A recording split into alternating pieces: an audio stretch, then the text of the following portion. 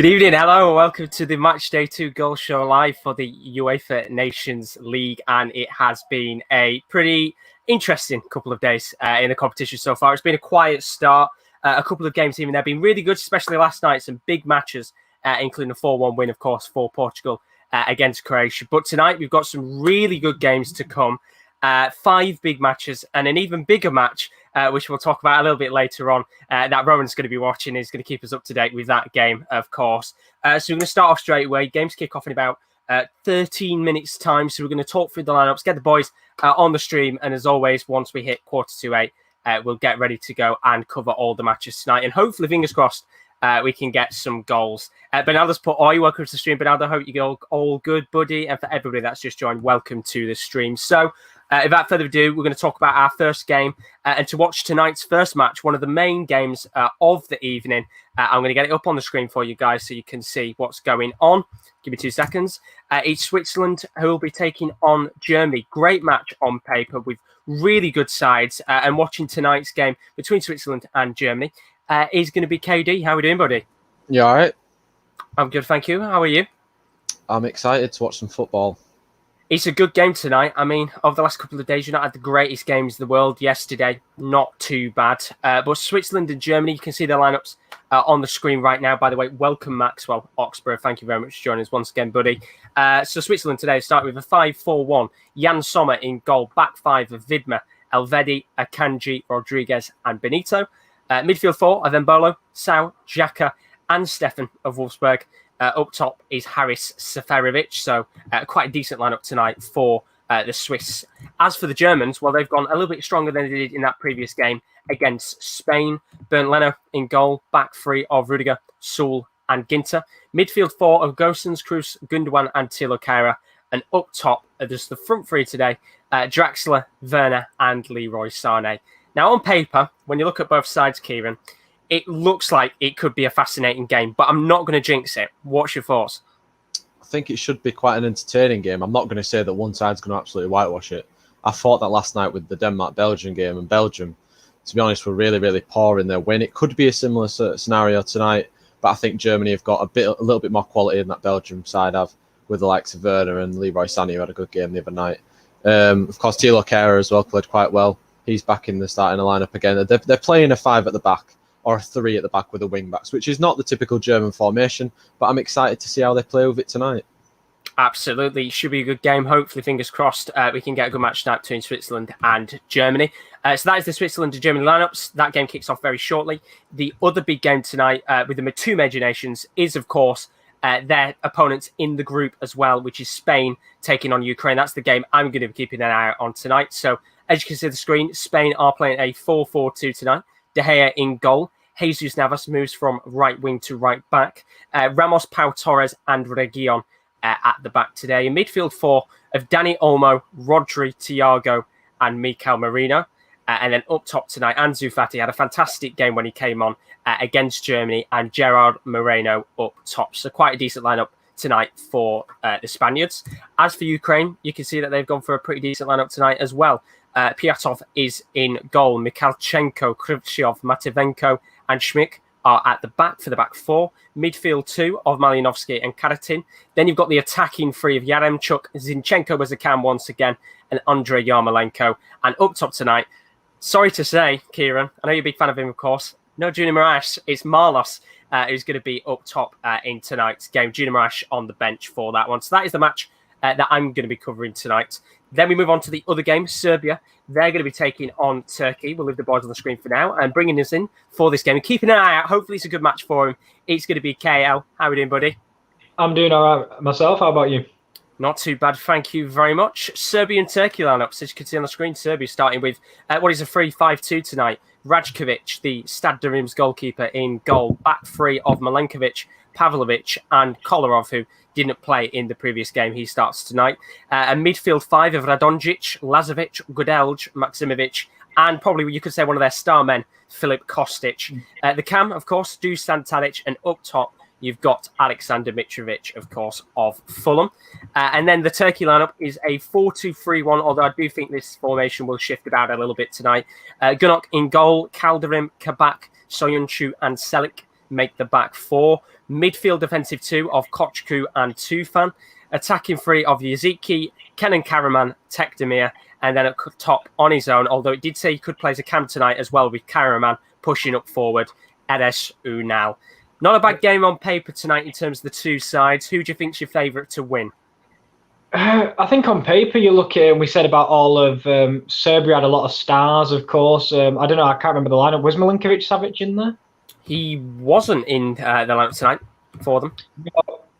So it's a bit of a mixed-up lineup. You know, I'm questioning Maksimovic, the centre half, being in the middle of midfield. But you know, I think if you look back to the qualifying, Turkey not too long ago they beat France. So even though Serbia have the better players, I'm actually going to give Turkey the edge just in terms of a team. They seem to work as a unit. They seem to work for each other. So I'm going to give it to that, I think. It should be a good game indeed. But then again, we've said that about every game in the tournament so far, and it doesn't seem to work. Hopefully, maybe tonight, of course, we can see a little bit more action and goals on the pitch.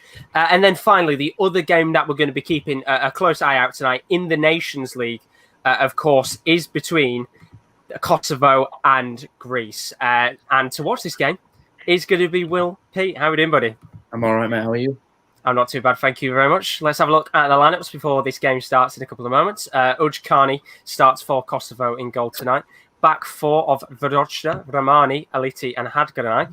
Midfield three of Halimi, Dresevic and Berisha. And then up top, you've got Bersnat Selina, the absolute legend, former Sheffield Wednesday man at Denuyu, and Stade de Reims winger Zanelli. So that is the starting lineup tonight for Kosovo.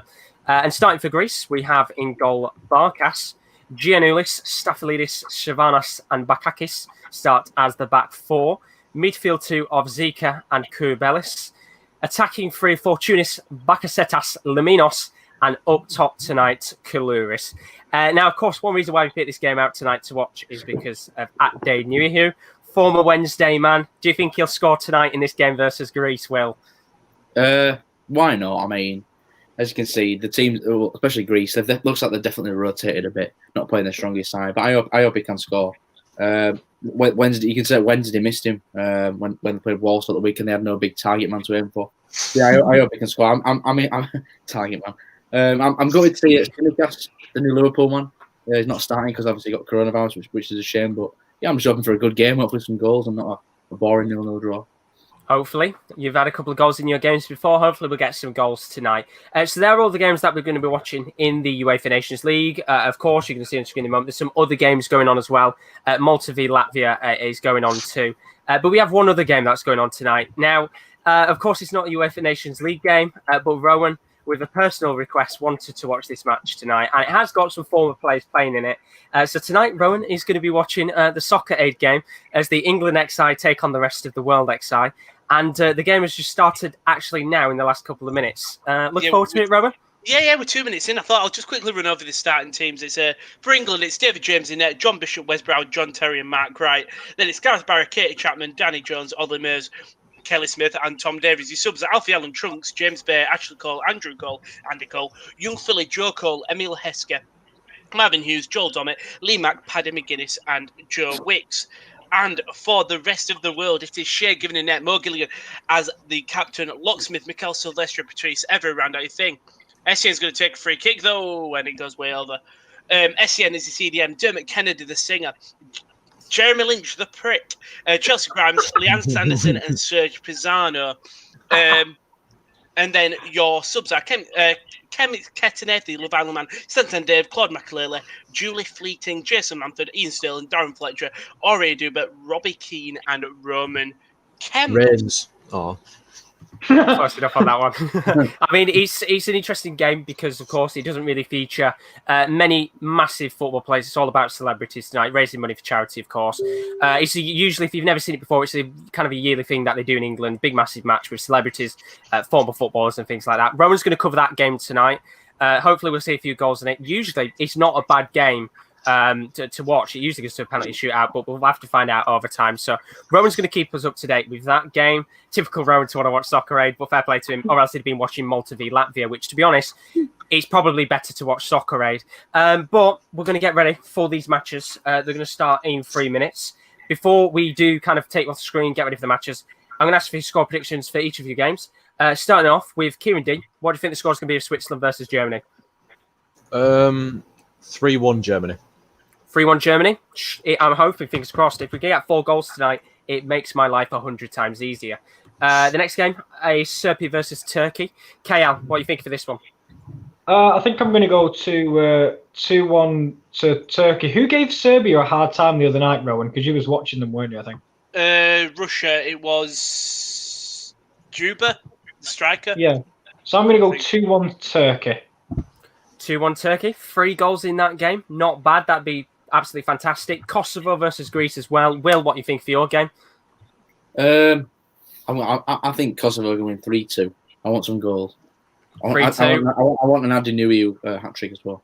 I mean, if we can get that tonight, there will be pure limbs in here. It might only be match day 2, but there'll be absolute limbs. And of course, Rowan, got to ask you for your opinion. What do you think the score is going to be? The England XI versus rest of the world XI game? I think it's going to finish 1-1, and then we go to penalties. And I think World XI win it on penalties. On penalties. That's what we like to see. We do like a penalty shootout in the Soccer Aid competition. Just looking at the comments right now, Prince of the Underground says, anyone want to guess who are the not really new beach soccer European champions? It's Portugal. Portugal. Smashed it again. 2 in a row now. 5-4 against Switzerland. And then just before we said about Soccer Aid, he went, can we get some banter going on, please? Joking. Bang. We brought it. Soccer Aid. Wow. Ron will not be happy that you've called this game a banter game. Well, look at it. He's not happy. Bernaldo's put, Terry's on Tinder. Oh, he's messaging your sister. And then actually, I'll give him credit. He said afterwards, once we said about it, let's watch the Soccer Aid match. It's probably better than the Nations League one, which I'm going to be honest, you're probably correct with the state of the Nations League so far. And then Bernaldo's put, of course, there's one more game going on tonight. Malta v Latvia is put, Malta win 2-0. Come on, Malta. Fingers crossed for them. And then Prince Underground has also put, come on, Kosovo. So fans tonight of Kosovo across the board.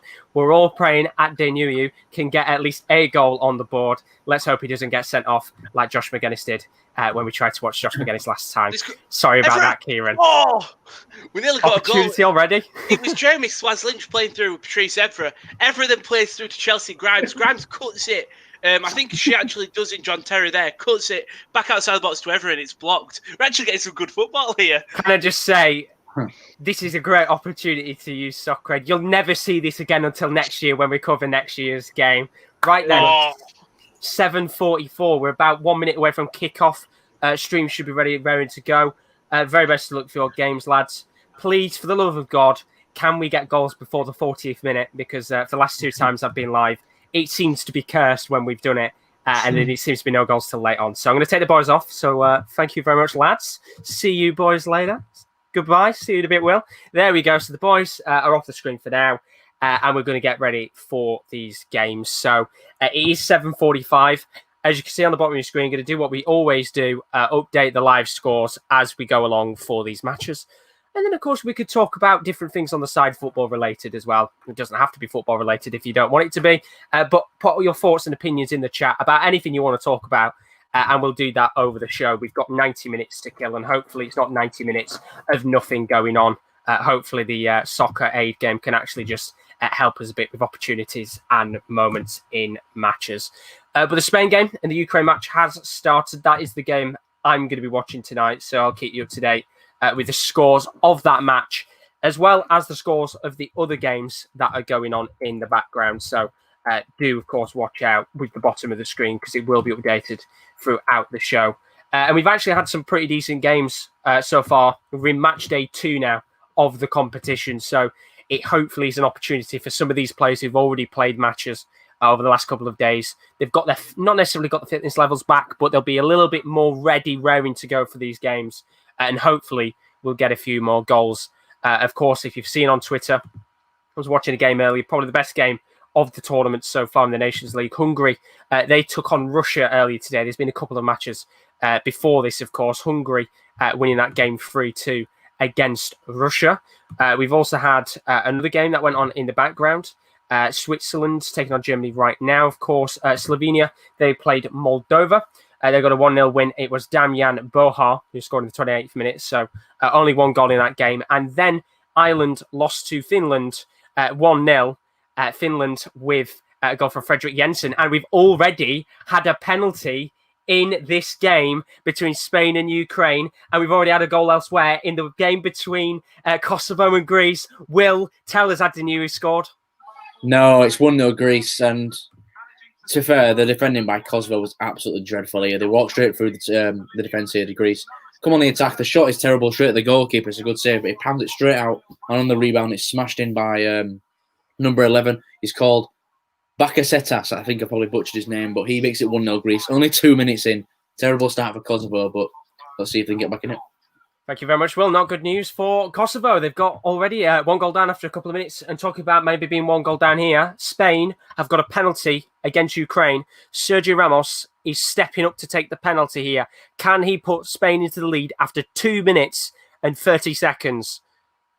He steps up to the spot, takes his time, and it's in the back of the net. Just Piatov, he went the right way. He went to the bottom left-hand corner, just got a fingertip to the ball. But what a start to Spain as they take the lead. And of course, it's one of their best penalty takers, Sergio Ramos, who puts them in the lead in this game. And already we've had 2 goals in about 2 minutes. What a start. It's already better than the 2 nights before that put together. So we've had a goal in Kosovo versus Greece. As I said, Greece 1-0 up already within the first few minutes of that match. Not the greatest of starts in the world for Kosovo. Adenu, who has got a lot of work to do. Of course, we're hoping he can score tonight. And then, of course, as I said a moment ago, Spain 1-0 to the good against Ukraine. Sergio Ramos with the opening goal in this game. And to talk you through the penalty, it was absolutely spot-on decision for the referee. Just trying to see, it was Khrushchev who was a bit of a foul there on the floor. I think it's Gerard Moreno who went down, and it's spot on. Right decision. And what a fantastic start for Spain. 1-0 to the good early on in this match. You could not ask for a better start. And of course, I'm not just saying that for the match. I'm saying that for me in general, because at least there's a talking point already in 2 of those games. So there's 5 matches going on tonight. Malta are taking on Latvia. Kosovo taking on Greece. There's the game between Switzerland and Turkey, and then the game versus Spain and Ukraine, as well as the Soccer Aid match where England are taking on the rest of the world, which is, of course, worth watching. There's a couple of previous players in the past and some players that are actually still playing who are on the pitch tonight, the likes of John Terry, Michael Essien, Robbie Keane, who's on the bench, just to name a few of the former players of footballers past. And, of course, as well as a few celebrities, including Jeremy Lynch, if you could even class him as a celebrity. But yeah, a few of the players on there as well. Mark Wright, Lee Mack as well. So if you do know some celebrities here and there, of course, keep your eyes out for that. Rowan will keep us up to date with the scores of the game. So 4 minutes in here between Spain and Ukraine. And of course, not the greatest of starts for the away side. Come into this match probably thinking they maybe could get a result.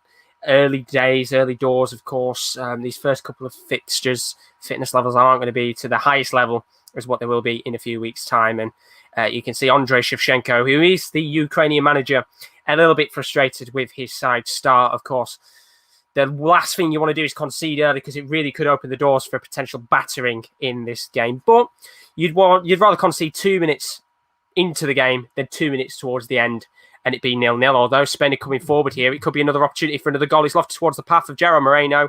Now he's bobbled down into the path of, I think it is, Dani Olmo, who tries to get his head on it, and it's gone over the bar. It's a very lively start here. Ansu Fati is looking like he's playing off the left, so I assume the formation which we kind of looked at earlier with the 2 strikers, it actually looks like Dani Olmo is up top alongside Gerard Moreno with Ansu Fati on the left-hand side, and he had a fantastic sub-appearance against Germany, and of course he's been given that start to line. Hopefully we get to see more of the youngster, because he's a quality talent for the future, and he's already started very lively in these first couple of minutes of this match. And of course, crack open the can while we get these games going on. Looking at the Kosovo and Greece game, of course, we've already had a goal in that match. It did come from Dimitrios Liminos. They've had 2 shots, 2 on target, 31% possession, but a fantastic start for them, because as of right now, in terms of the group itself, it does put Greece to the top of League C Group 3 on 4 points, although right now Slovenia are drawing their game. They picked up a draw earlier today, so it's all about trying to keep up the pace with Slovenia right now. I know it's early days in the Nations League, but you want to try and keep up with the pace with the rest of the teams around you, especially for the smaller teams, international-wise. It does affect their European campaigns for the future in terms of qualifying. But right now, Spain and Ukraine, still 1-0, 6 minutes on the clock. Rowan has said there's been a substitution in the game. Chunks, the YouTuber, has come on in the match. One big guy for another, as Tom Davies has come off. So an early substitution in that game. We'll actually bring Rowan in now if he wants to. Just put me a quick thumbs up, Rowan, if you're okay to pop in. There we go. How's the game been so far, Rowan? It's been entertaining, I tell you what. Chunks, come on. If you don't know Chunks he's a big boy. He's a big boy. But yeah, it's actually been entertaining. Sanderson for rest of the world has been running. While same with Chelsea Graham, she's practically been covering the entire pitch from left wing where Jeremy Lynch is to left back where Patrice Evra is and to right back. But yeah, it's actually quite a fun, entertaining game. Patrice Evra hasn't lost it, so obviously same with Michael Essien. Not bad so far. Thank you very much, Rowan. Chelsea Grimes sounding like me on pro clubs, just running around the pitch, having no idea how to position myself. But of course, it's a charity game. Let's not focus on that too much. It's a charity match. But we have had a moment in one of the UEFA Nations League game. It's Switzerland and Germany. Of course, the other big match tonight with the two big nations, Spain and Germany. KD, what's happened? Well, it deserved a goal, I'm not going to lie. And it's from my favourite player, Leroy Sané. Absolutely danced his way into the area, but his shot, unfortunately, lacked a little bit of power. And it was straight into Jan Sommer's grasp. So I'll just stop in there because Breel Mbolo has been absolutely fantastic for Switzerland so far. He's been turning Antonio Rudiger left and right, inside out. So it's like they're playing the bloody okey-cokey. Still 0-0 though here. Thank you very much, KD. And of course, the last game that we were watching together as a group was Netherlands versus Poland, which was a game where it felt like the goals weren't going to go in. Hopefully, tonight, the story is a little bit different. Of course, yesterday, we had that big 4-1 win for Portugal against Croatia. France picking up a victory as well in their game. So some good matches so far. Maxwell as well, putting 7 more subs till 700. We are indeed getting very close to 700. So if you are new, as always, do leave a like and a subscription. I'm not going to try and say it too much tonight, so I'm not advertising constantly. But right now, 9 minutes on the clock here. Spain coming forward again. Could be another opportunity to make it 2-0 early on. It's lofted into the box from the left-back Sergio Reguilon, but his ball goes straight into the hands of Andrzej Piatrov in goal. Hopefully tonight he can be a little bit more calm and conservative, because I do remember in their previous game he looked very shoddy at the back, which KL picked up on. And hopefully tonight he can be a little bit more calmer in goal and maybe try and get Ukraine a couple of good saves in there, because Spain, they're going to be testing tonight. Plenty of opportunities are going to come to the home side, and Ukraine are going to have to hold on, because although they've been fantastic in recent months, Ukraine, let's be real, Spain's side is 100 times better. And you would expect a team like Spain to go out there and get a decent result against Ukraine. Although Ukraine have gone long ball here, trying to hit it towards Marlos, who is tonight playing as a sole striker. It was Junior Moraes in the previous game. Now it's Marlos, so it's the Shakhtar Donetsk teammates swapping today. And I do think we maybe will see Junior Moraes at some point. But Marlos has got a big point to prove. In fact, the last time I saw him play was in the Europa League semi-final against Inter, where he was really poor. So hopefully tonight he can be a little bit better in that sole striker position. We're going to go to the Kosovo-Greece game. Sounds like a very good start indeed. No goal has come, but there has been a moment. What's happened in your game, Will? It's been a chance for Kosovo, and they've responded pretty well since going 1-0 down. They've got the ball on the right-hand side. It's a really good ball into the box. Who's there? It's Adi Nui with a bullet header. It's a very good header, actually. Down low into the corner, but a good save from the Greece goalkeeper, and it remains 1-0 to Greece. But yeah, an entertaining first 10 minutes in this game. Sounds very good. Thank you very much. Well, 1-0 Greece still. Adi Nui with the first chance of the game for the striker. Maybe, hopefully, he can get a goal very soon in that match. But Spain are coming forward here in this game. It's lofted into the box, and it's just wide of the mark from Sergio Reguilon. It's a very awkward angle for him to hit this at goal, but I tell you what, the left back, very good there. It was Sergio Ramos about 30 yards out, long ball into Reguilon on the left-hand side of the box. He takes the touch. He tries to hit it on the volley, but the angle from where he is right now is very awkward for the Spanish fullback to hit that into the goal. He's pretty much very nearly towards the position where the corner flag is, but he gives it a try just wide of the mark, but a great opportunity there for Spain to take a 2-0 lead in this match, but very unfortunate. They're coming forward quite a lot, And you could say this could get, I wouldn't say out of hand, but do you expect a few more goals in this match? Because of the way that Spain are playing right now, Ukraine aren't getting a great deal of the ball. And talking about that, they're coming forward again here, but Ukraine dispossess them, and it's Matvienko who leads to a counter-attack, and now they're forward here. It's a 2-on-3, and Ukraine maybe have an opportunity to get this through on goal. A little bit of skill there from the left-back. Matvienko is forward. Now he lays it off to the path of Malyanovsky, who's had to drive towards the left of the corner flag, and it's good defensive work from Jesus Navas, who can get the ball back, and Malyanovsky in a bit of an awkward position there to be able to make anything. Jesus Navas, of course, playing as a right-back today, not as a right winger as he did in the previous match. With some fantastic defensive work there. Well done to him, of course. Still, Spain 1, Ukraine 0 in that match. As for the other games so far, still 0-0 in the rest of the matches. Malta taking on Latvia tonight. Malta dominating that game so far. Switzerland against Germany being a pretty decent start from the sounds of it in the first 13 minutes of that game. Still 0-0. No chances yet for Switzerland. And Serbia-Turkey. That one is still 0-0 as well. Pretty decent game on paper, to be honest.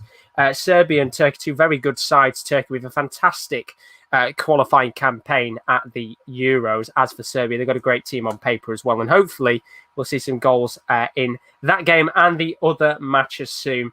Of course, as we said as well, it's not just the Nations League going on tonight. There's a charity match going on too, big charity match. In England, it happens every year. Soccer Aid is on.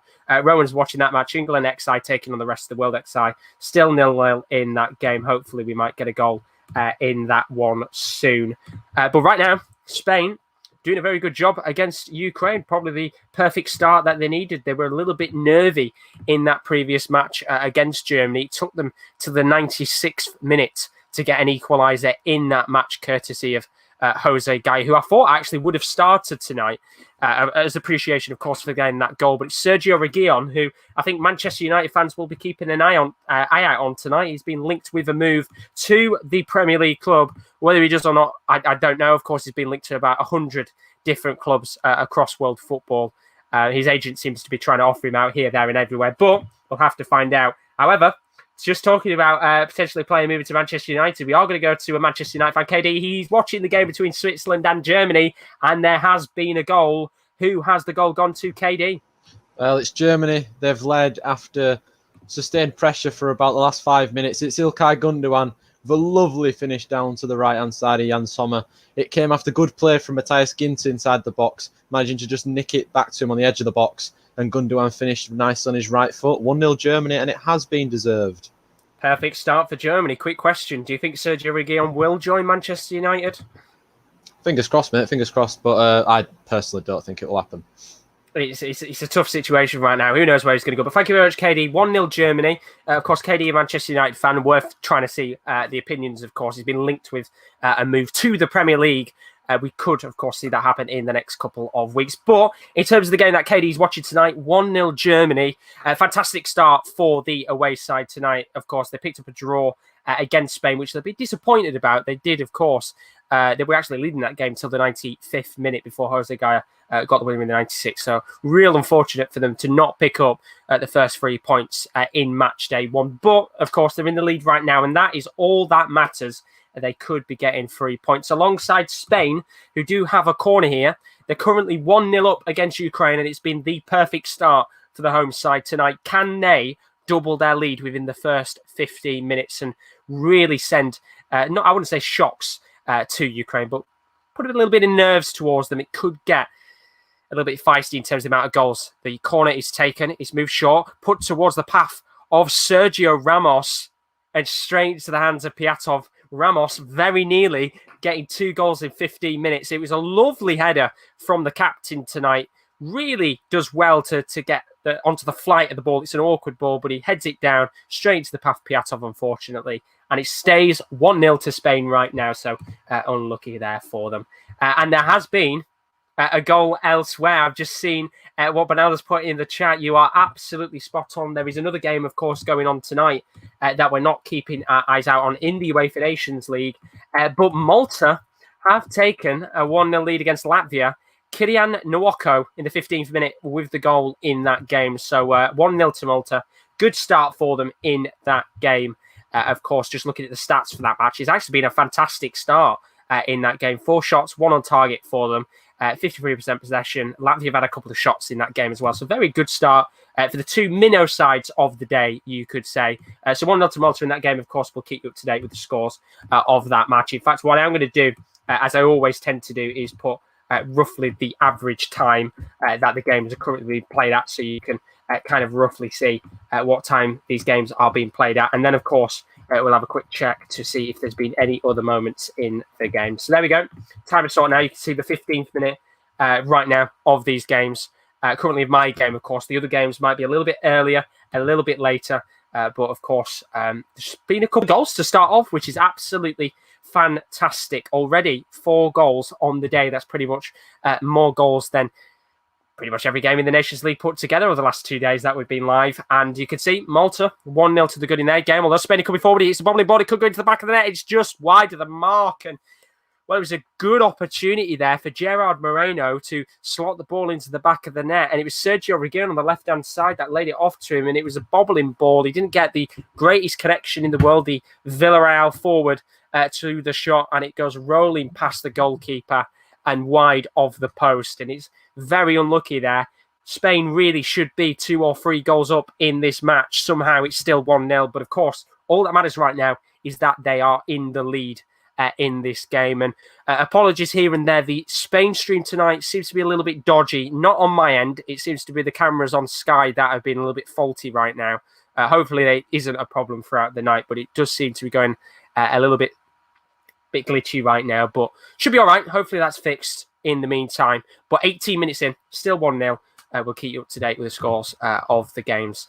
But if you are new, as always, do leave a like and a subscription. We are 7 subscribers away from 700, which is honestly a fantastic achievement in the short period of time that we've been running the channel. We've got a couple of months before it's been a year since we started. In fact, another 3 months before we've been doing this for a year, which is absolutely mental. To nearly have 700 subscribers in a year is crazy. And of course, we've still got plenty of time to get more subscribers before then. So thank you very much to everybody who has subscribed. And if you do enjoy the content, keep your eyes out because there is more footballing and sporting content available on the channel.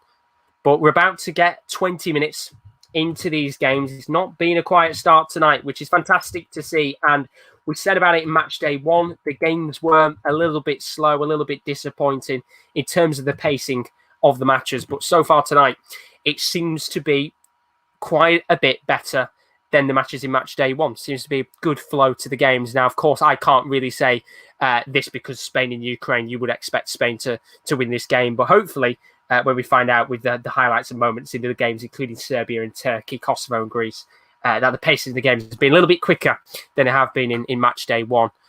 And hopefully, we can get some more goals in the meantime. But 20 minutes on the clock here to give you a rough idea of how Spain have played so far. It is pure domination. In fact, they've had 68% possession to Ukraine's 32%, 5 shots, 2 on target. And to be honest, they could have quite easily been 3 or 4 goals up already in this game. It could be a case tonight for Ukraine of damage limitation more than anything.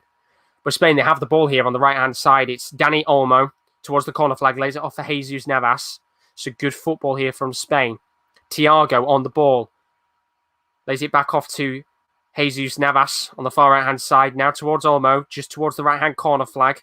Back to Navas again. Some good football here from Spain. Just waiting for an opportunity to cross this into the box. It's now at the feet of Ansu Fati, just at the edge of the box. Lays it off into the path of Navas. On the far right-hand side, he can try and cross this in, but it's fantastic defending from Krychev. And it goes out for a Spain corner. Once again, the stream just slightly lagging there, but it's okay now. So another corner here for Spain. Great start. And Luis Enrique very happy. Smiling on the bench right now. I said he'll be a little bit frustrated with how they played against Germany. To get that 1-1 draw very late on in the match, not the greatest result in the world for them. I do think they would have liked to have got the win, especially with how much they dominated towards the end of this game. But the corner is going to be whipped in here. And Rowan has just said as well he's going to watch the Malta-Latvia game. That's all right, Rowan. Are you going to be watching the soccer game on the side, or are you going to be just watching the Malta game? But the Spain corner is whipped in towards the path of Pau Torres, who tries to get his head in it. He can't, and it's cleared away by Alexander Zinchenko, who right now is playing in the left-back position. Spain have got the ball back again here. Some lovely football. It's Ansu Fati at the edge of the box. Tries to loft it towards Sergio Ramos, who right now he's playing as a striker. feel like he's hungry for goals tonight, but Ansu Fati's ball is just a little bit too high. Goes out for a goal kick. And that's all right, Rowan. Thank you very much, buddy. So Rowan is going to be watching the Malta-Latvia game now. So keep your eyes out for that one. So we are going to be keeping an eye out on all the games across the board. There's only 5 games tonight, so we're not doing too bad in that sense, of course. And Rowan keeps up to date with that game. So Ukraine, 1-0 down right now. Not a good start at all. Andriy Shevchenko is going to have to do something here with his side because they've not had a great deal of opportunities, and it really is just Spain dominance right now. To give you an idea of the stats across the games that have been played, Malta 1, Latvia 0. Malta with 4 shots, 1 on target, 53% possession. Very even game so far, that one. Kosovo 1-0 down against Greece. Very good game so far, actually. Looking at the stats, 2 shots, 2 on target for Kosovo. 4 shots, 3 on target for Greece. So a really good start to that game in terms of opportunities on goal. Switzerland 0, Germany 1. 4 shots, 2 on target for Germany. 1 shot in that game for Switzerland. And Serbia-Turkey. 4 shots, 1 on target for Turkey. 1 shot for Serbia. So not a bad start for the game so far. Hopefully, we'll get a couple more opportunities in these games. And talking about opportunities, Ansu Fati has had a massive opportunity to make it Spain 2, and he's running the show tonight. He's on the left-hand side. He cuts in, gets around one defender, tries to curl it into the bottom right-hand corner. And I tell you what, he's just a whisker away from making it 2-0. And what a start for the youngster tonight. He's running the show. The Ukraine defenders can't seem to stop him. Krychev, he dances around and he tries curling it into that bottom right-hand corner. He's just wide of the mark, and what a player he is. I mean, he's just a gifted footballer at such a young age. What an opportunity for him to play in the Spanish national team. And of course, with him being so young, we're going to have to, we're going to see a lot of him for the future, fingers crossed. If he can keep to the same level, of course, hopefully we'll see more of him at Barcelona when he's back at the club next season. But what a start. Well done to him. Great to see a nice youngster who, to be honest, you don't hear much about in the media. I know, of course, it's in Spain, but he seems to be the type of player that does want to just get his head down and play football and just become the best player he possibly can. And fair play to him. He's having a great game so far already. So we're 25 minutes in now into these games. Right now, 4 goals across the board, which is fantastic. It means it makes my life just so much easier to not have to sit there and talk endlessly with nothing going on. Just to make sure, no other goals in the games as of yet. At the New watch, Will, I'm going to kind of jump you in here very quickly. We want to keep our eyes out on New tonight. Of course, Sheffield Wednesday fan Will. Has he had any opportunities since that moment you talked about earlier? No, and to be honest with you, there's not been many opportunities in the game. It's been Kosovo mostly dominating the ball, but Greece have had the better the chances. They seem like they've got a bit more pace up front. Greece, they seem like they can break a bit quicker. But yeah, other than that, I didn't know he's not really touched the ball. To be honest, I know he's the target man, as KO likes to call the big striker. But he's not done much else tonight. But it's still early days, 25 minutes in the game, and there's no reason why Kosovo can't get back in it. Thank you very much, Will. Just an update there, obviously, to see how New Year's doing. The Greece game in general, of course, 1-0 Greece, but Spain are coming forward here yet again. It's a lofted ball towards Reguilon on the far left-hand side. It's come towards him. It's hit towards Ansu Fati. He's gone for the bicycle kick, and it's just over. Oh, my Lord. What an opportunity for the youngster to hit that. Wow, unbelievable. While we're just talking about Ansu Fati being just sensational tonight so far, it's Reguilon who tries to whip the ball, and it's deflected off the path of the Ukrainian defender Krychev. It bobbles up high. Ansu Fati adjusts himself to go for the bicycle kick. And that is an absolutely fantastic block from the Ukrainian defender there to keep it out. I think, just to make sure, it was Matvienko who got the block there. And Ansu Fati, unbelievable. If that had gone into the back there, that would have been probably one of the goals of the night from the youngster there. And it just goes wide of the mark. And Spain coming forward here yet again. But he's going to be a Ukrainian free kick. Wow, what a start to this game. 25 minutes in, fantastic opportunity. 1-0 to the good. But we have had a goal elsewhere in one of the games. Rowan, of course, is watching Malta v Latvia. Rowan, what's happened? Yeah, it was like a minute ago, but you didn't see. It's Latvia. Latvia have been putting a lot of pressure on the Maltese defence in the last couple of minutes, and they do get a corner, and it's Dubry just finds himself in tons of open space and just not marked, pokes it into the net.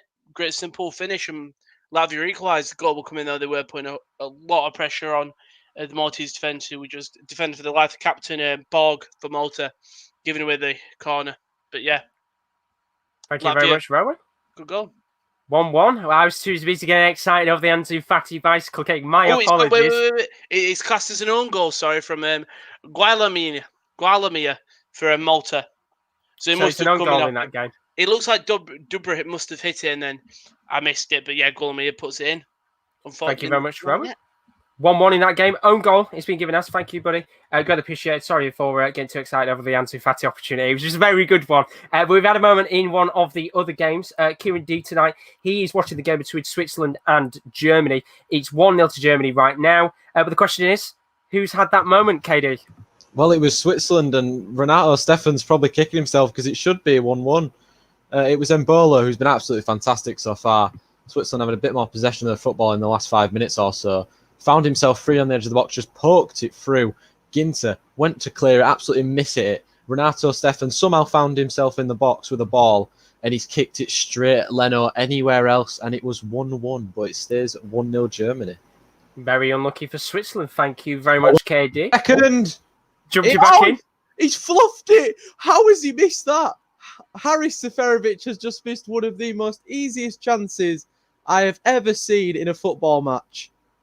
Oh, well, I'll just run you through that as you're about to boot me out. It's a ball over the top by Granit Xhaka to Jibril Sow, who just taps it into the middle, and Haris Seferovic has got all the net to aim for. And he misses it, and then it goes back to Jibril Sow, who fluffs it over the crossbar. But it's a massive chance for Switzerland. I can't believe he's missed it. You'll have to look at that one on Twitter later. I will absolutely indeed. And we've had a goal. Well, the Sky Sports stream tonight is having an absolute shitter, but Sergio Ramos isn't, because he's just scored his second goal of the night. He's hungry to get a hat-trick, it feels like. And I'm going to try and see what happened there with the goal, because they have said on the stream there's a bit of an issue tonight with the stream. But having a look at it now, it's a long ball that's whipped in towards the path of Sergio Ramos. And it's a simple header yet again, of course. What else is he going to score from? He uses his head perfectly there. Just seeing who's whipped this one in is Dani Olmo, about 30 yards out. Sergio Ramos towards the lower end of the box on the far right-hand side. He gets his head on it, and it's an absolutely fantastic header from the Real Madrid defender. It's beautiful. It's completely over the goalkeeper. There is no chance Piatov is going to be able to save that whatsoever. It's a high ball. You think, to be honest, it's probably going to go over the bar. It drops into the bottom left-hand corner, and Sergio Ramos with his second goal of the night. Are we going to be seeing a centre-back with a hat-trick? It'd be a very Sergio Ramos thing to do, but it's 2-0 to Spain against Ukraine.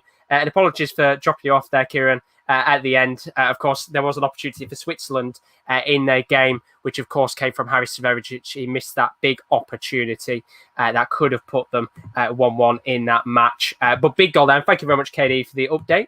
But we're getting the goals tonight. It's 2-0 to Spain in this game. And as I said before, as it stands right now, it really does feel like in this game, it's going to be a case of just making sure that this scoreline doesn't get embarrassing, because they're coming forward constantly, Spain. There is no opportunities in this match for Ukraine to really have a foothold of possession or any attacking phases of play. And they're coming forward again here. And it just feels like this could be 3 or 4 by half time.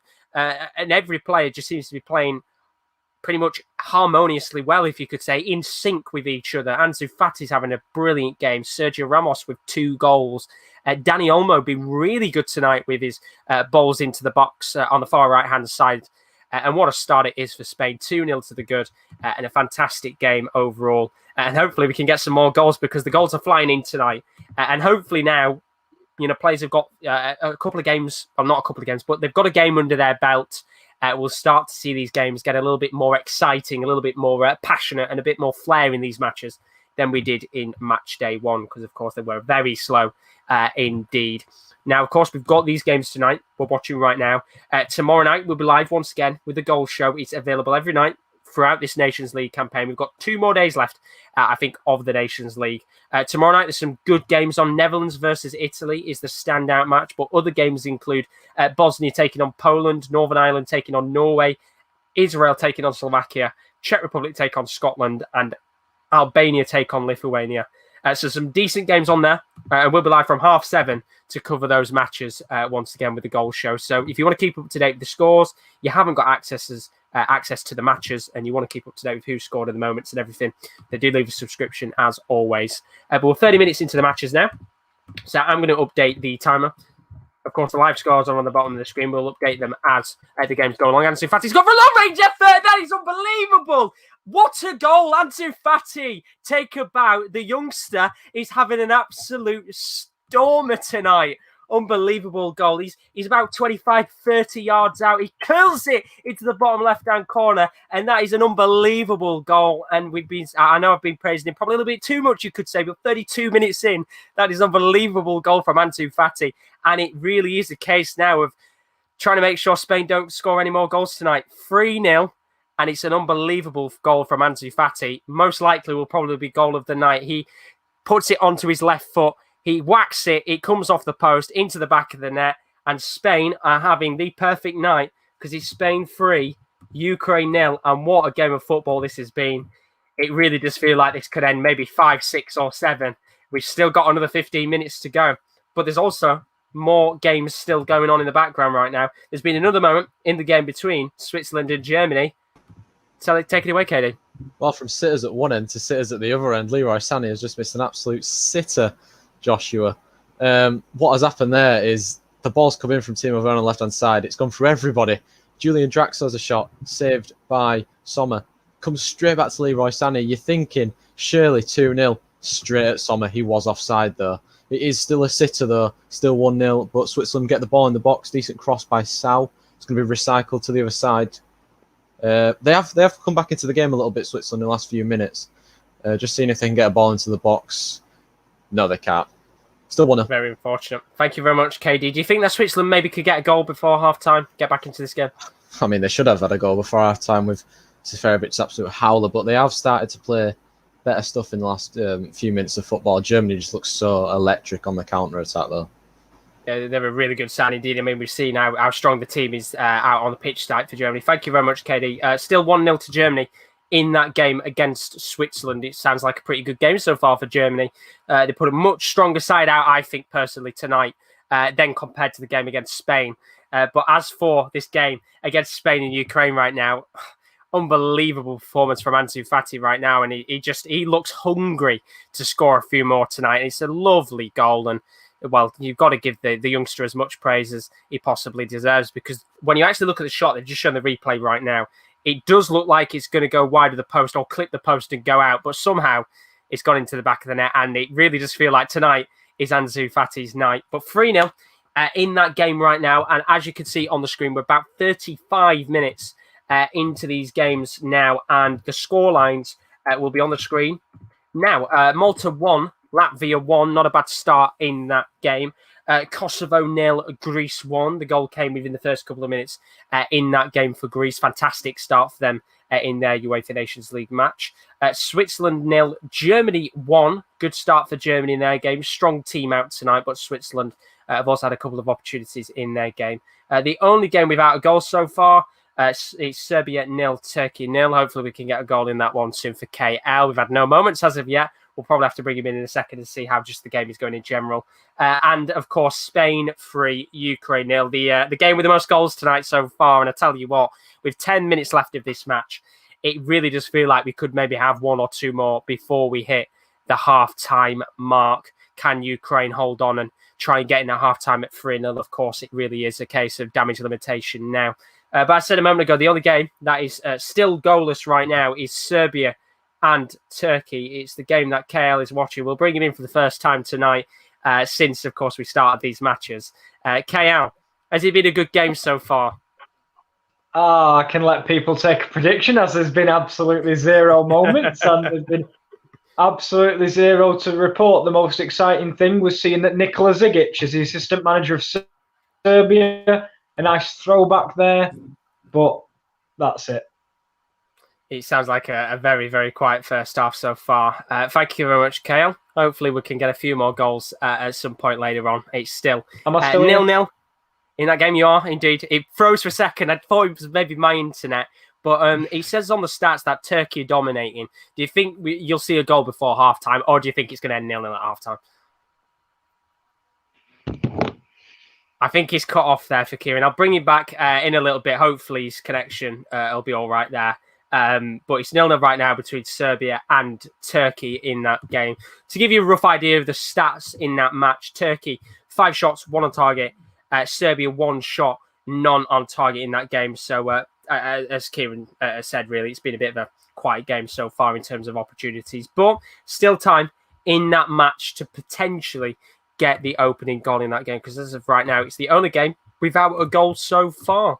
So 35 minutes on the clock. In fact, we are going to kind of head towards the 40th minute of these games, and it's been very, very good so far. Glad to see tonight that, you know, these teams have gone out to score goals. Of course, there were games earlier on today that have already been played. In fact, there were 3 games played earlier on today. Sorry, no, 5 games played. A lot of games today.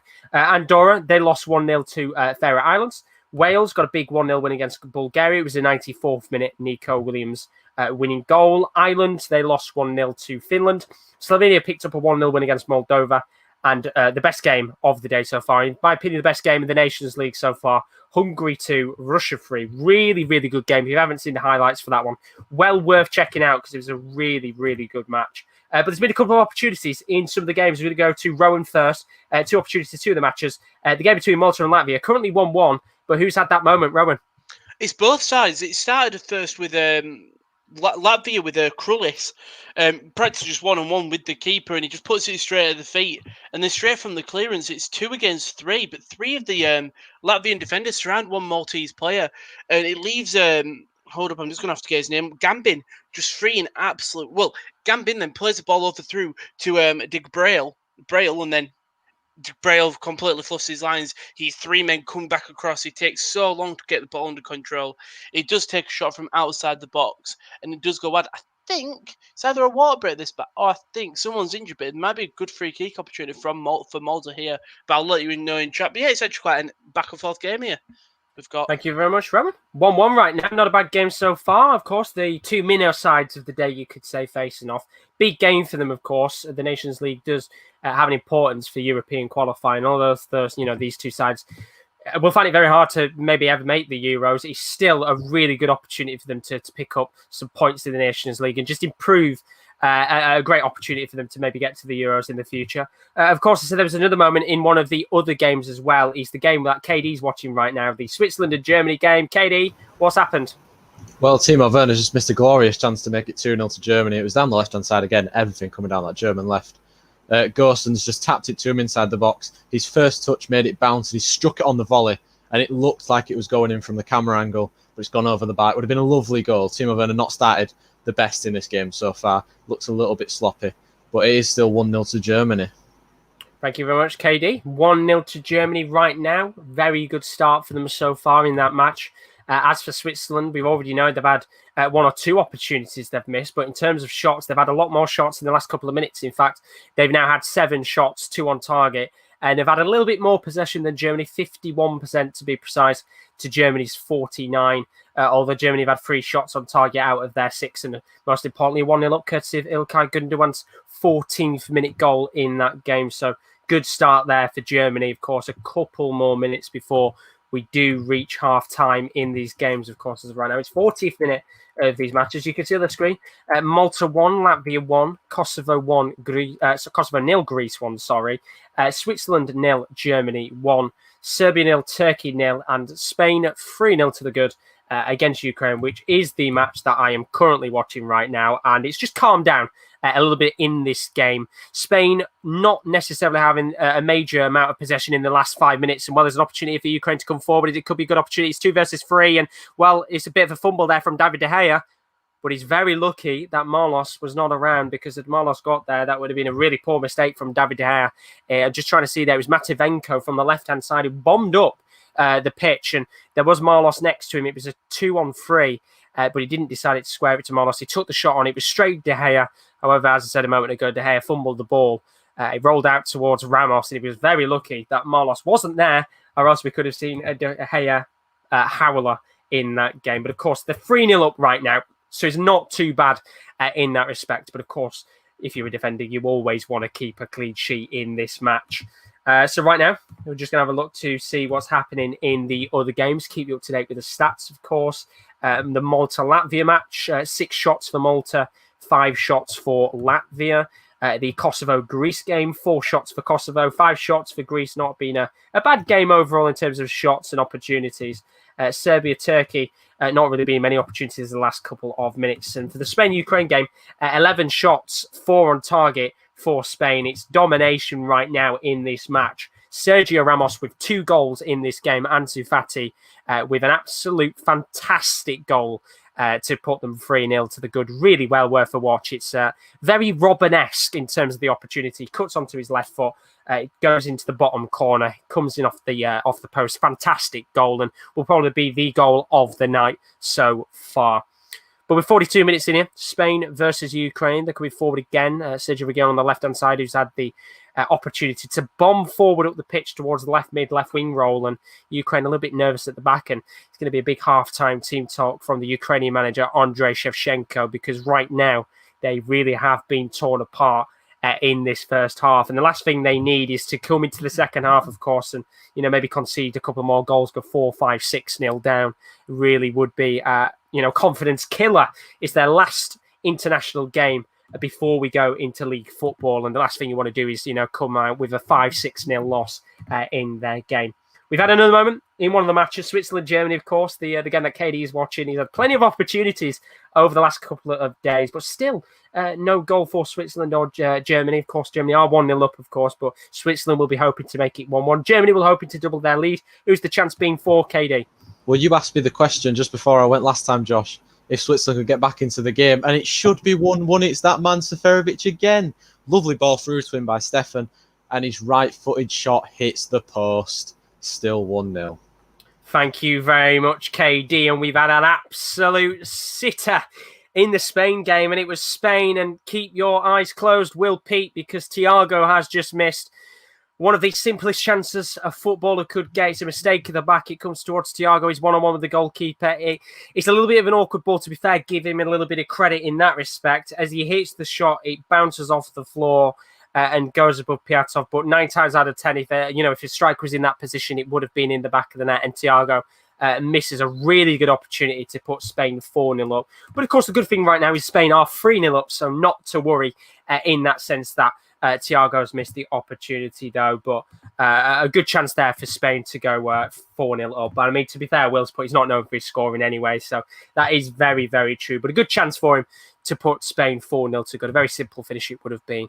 But they come forward again here. We're in the 44th minute of this match. We're very close to hitting half-time in these games. We'll talk through the games in a moment. Of course, if you are new to stream, do leave a like and a subscription, as always, if you are new. We have actually had a new subscriber up to 694 now. So whoever has subscribed, thank you very, very much indeed. Greatly appreciated, as always. But we'll find out how much additional time is in the Spain game very, very shortly. And Luis Enrique will be absolutely delighted with how his side have come into this match. It's been a really good period of the last 2 games in the Nations League for Spain.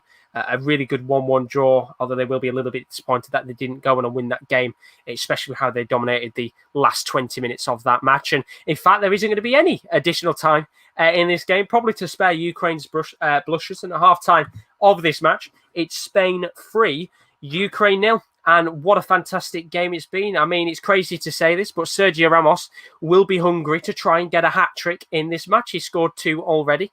It was an early penalty in the game, which he smashed into the bottom left-hand corner, which Piatov nearly saved. And then the second goal was a lovely header inside the box. It was a very high ball that somehow bobbled into the back of that. Really good header. And then, of course, the third goal, Ansu Fati, an absolutely fantastic Iron Robin-esque goal to put Spain 3-0 to the good. Hopefully we'll see a few more goals in the second half, but right now, Spain 3-0 to the good. Perfect game so far for Spain. And finally, we've had a chance in the Serbia-Turkey game. He's had to wait nearly 45 minutes for an opportunity. KL, who's the opportunity been to? It was for Serbia. It took me 45 minutes to come here in this chat as my own will. And Kaglasionchu, they're trying to play out from the back. He's on the left-hand side near the edge of the box. He goes to clear it with his left foot, but his foot gets stuck in the ground. And before we know it, he's on his backside. and it's fell to Dusan Tadic, squares it across the box to Mitrovic. He sees bread and butter in front of goal, hits it straight at the goalkeeper, and that's it now. It's gonna end 0-0, and thank you for bringing me in after 45 minutes. He's glad to finally be able to bring you in. 0-0 at half-time in that game. It's a shame right now because we've been hoping for goals in every game. Of course, this is the one match that hasn't had goals. But 0-0 so far. We'll bring you back in a moment, KL. Hopefully. Can we get some goals for KL, please? Do you know what, KL? If you could go and do the team talk for both sides and just say you need goals right now for the watch-along, surely they'll come out and get more goals in that game. The game that KD's watching right now is at half-time as well. It's currently Switzerland 0, Germany 1. Good half for them. İlkay Gündoğan with the opening goal in that game. Switzerland have had their fair share of chances. In fact, 9 shots free on target. Not a bad game overall. And it sounds like there could be opportunities for the home side to go and maybe get an equaliser or even surprise Germany and maybe go on to win that game. Of course, we'll have to find out what happens in the second half. Of that game, we've also got half-time in the game between Malta and Latvia. Not the most exquisite match on paper, but it's actually been quite a decent first half from the sounds of it. We'll bring Rowan in right now. Good first 45? Yeah, obviously I missed the first goal and stuff, but both teams. It's the one thing we talked about the Nations League is how both teams can really it gives a chance for some even games, and this is what we're getting here. I think it was 52% to 48% possession Latvia's favour, but yeah, whereas at 56 Malta, 44 Latvia, 7 total attempts and 6 for Latvia. Close. It's just a close game. Both teams are really going for it. Also, I think there are 3 brothers on the Maltese side because in the starting 11 you've got Mbong,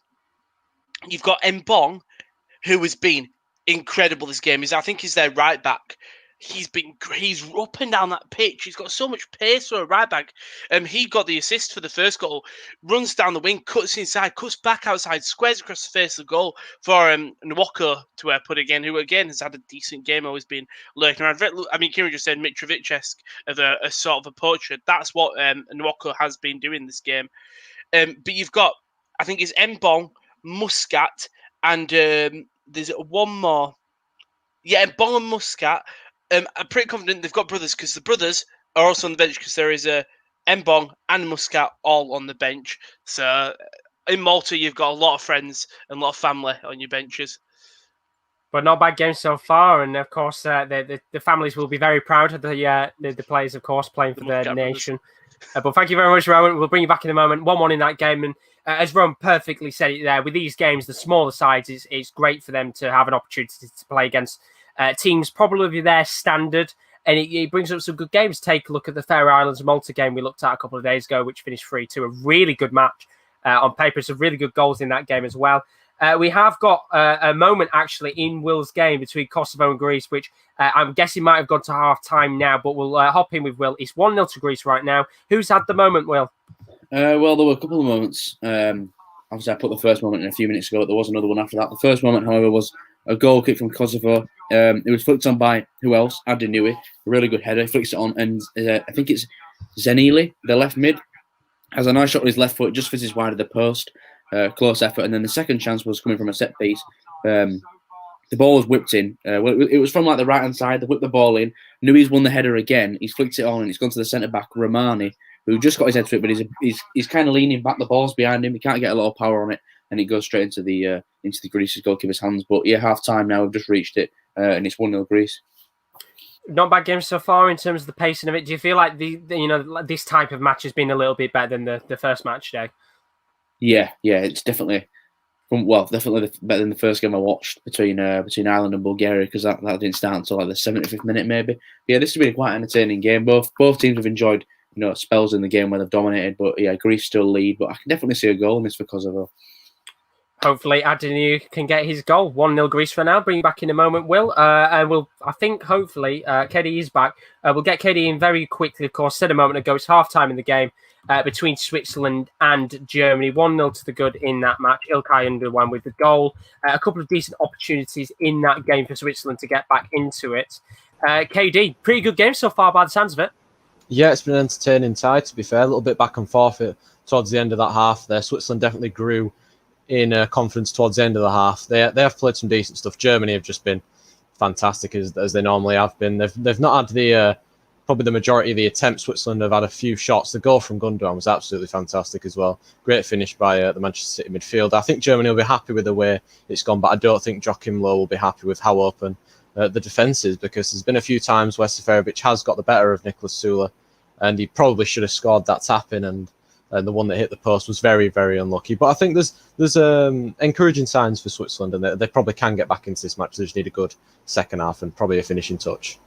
You basically answered the question I was going to ask. Of course, do you think Switzerland can get back into this game? It sounds like they've had a couple of good opportunities, and looking at their stats right now, they've had a little bit more possession, a few more shots, same amount of shots on target. Can nick a point here and frustrate Germany? I don't think they will. They can, no doubt about that. But I think that Germany, they're lying out those mistakes in the first half, and they'll come out stronger as they always do. And the threat off the bench that they've got, surely it can't stay 1-0 for any longer. Not with the talent that they've got. I mean, you can see the front three tonight: Draxler, Leroy Sané, and Timo Werner. But thank you very much, KD. Bring you back in a moment. At half-time in that game, Switzerland 0, Germany 1. You can see the scores on the bottom of the screen. At half-time for all the games: Malta 1, Latvia 1, Kosovo 0, Greece 1, Switzerland 0, Germany 1, Serbia 0, Turkey 0. Hopefully we'll get some goals in that game, so every game has had a goal tonight. And Spain 3, Ukraine 0. So that is half-time in these games. And as you can see on the screen right now, we've got plenty more content to come on the channel. Footballing-wise, of course, there's other sporting content as well. We've got a few more days left of the UEFA Nations League goal show, which, if it can continue and get better as it goes along, we will continue doing the Nations League goal show, but we'll find out, of course, what happens. We're going to do it again in October when the Nations League does come back, and see how the games are. But in terms of right now, we're going to continue with that. We're live again from 7:30 tomorrow. A few good games on, including Netherlands versus Italy, so keep your eyes out for that. Plenty of games tomorrow. September 22nd, 23rd, and the 29th to 30th. Rowan is going to be absolutely buzzing because it's the Champions League playoff first and second legs. Slavia Prague are going to be playing off against Young Boys in their game. We're going to do a goal show for that as well. There's a couple of playoff games going on. We'll be live for that, and honestly, every game really does matter to these sides. They are one step away from the Champions League. September 24th, it's about the previous Champions League winner, Bayern Munich. They take on last year's winner. Of course, we can now say it's last year's winner, Sevilla in the Europa League. That's on September the 24th for the Super Cup. Really looking forward to that game. The last time Sevilla played in the Super Cup, their game ended 5-4 against Barcelona. Be nice if we could have the same again. As I said before, the 29th to the 30th is the second leg of the playoffs. By then, we will know who is in the Champions League group stage, because then after that, it is a busy, busy week to start off October. October the 1st, the Champions League group stage draw. The 2nd of October is the Europa League group stage draw. And then on the 5th of October, we're back once again to do what the boys absolutely loved last season. This time, they won't be melting to death. Transfer deadline day. Are we looking forward to it, boys? Yeah. The optimism, I can feel it. It's a big week, of course, because we've got the Champions League and the group stage draw as well, and we'll know what's happening. And then, of course, in the meantime, we'll be watch-alongs for matches across all 5 major leagues all season. Maybe some of the Carabao Cup games as well. No, we won't do the whole game for UKL, just to make sure you don't have to watch home in front of an audience. But no, keep your eyes out for it. Should be some good games indeed. I haven't really got many questions like for half time, but I was going to say, just overall, ask Wilder the question. Do you feel like the pacing of these games has been a little bit better? I know obviously your game, Kale's not been the most exquisite match in the world, but do you feel like the pacing of these games has been a bit quicker than they were in the first match day? Not for my game. I'll be 100% honest with you. It's not like it's been.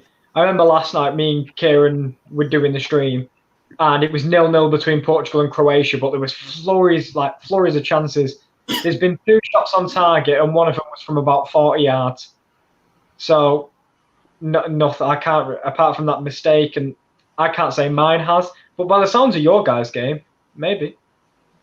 I mean, KD, yours sounds fantastic right now in terms of opportunities. Sounds very similar to the Poland game from a few days ago, where there's been so many chances, but nobody seems to be able to bury it, apart from Gundogan, of course, who got the first goal. Is it a case more of when the bigger teams play each other, the pacing's always going to be better? Or do you just think across the board, maybe now players have had a game under their belt that we will see maybe a couple more goals at a bit of a quicker pace?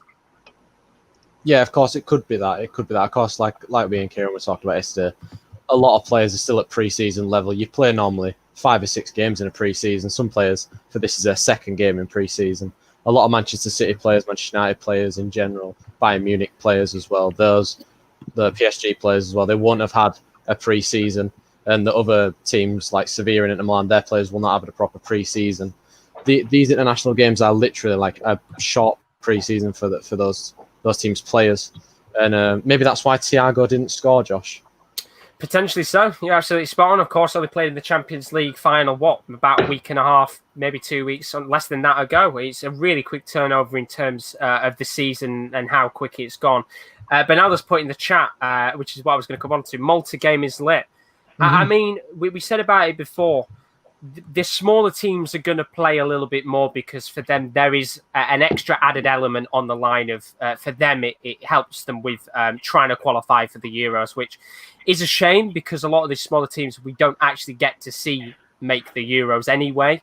But so far, Rowan, it's been a great match for you. Do you think there's going to be more goals in the game between Malta and Latvia? It's such a back and forth game. I mean, the keepers from both sides, you've got Benello for Malta and then Steinbos for Latvia are having incredible games. And Bong, I mentioned him quickly, but the first goal for Malta is incredible. And Bong just doesn't stop.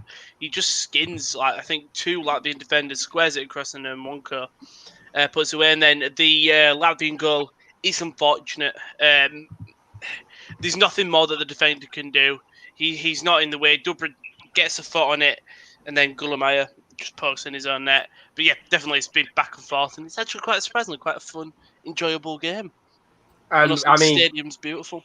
The games that we've had in terms of the smaller matches that we've kept an eye out on. Of course, Will's previous game was the Faroe Islands game against Malta, where it ended 3-2, and of course for the Nations League it means a hell of a lot to these teams because they can play sides that are kind of similar to them. But it feels like the quickest 15 minutes of my life because the Spain players are already back out on the pitch, ready and raring to go. I don't know about any of you guys, whether you've got players back on the pitch. Them in the Kosovo game, but the players coming out now. It feels like that 15 minutes of half time has gone very quick. Didn't even have any questions sorted, and he's done me a massive favour there. But do you think, very quickly before some of these games do start again, do you think maybe the Nations League has improved the level of games to a certain extent? Of course, we talked about it before with the teams not having a case of fitness levels being high because some of these players have played in Champions League matches. But for the smaller sides, do you think this competition has benefited them massively rather than playing friendlies? Yeah, because you get to play a team that's on their level.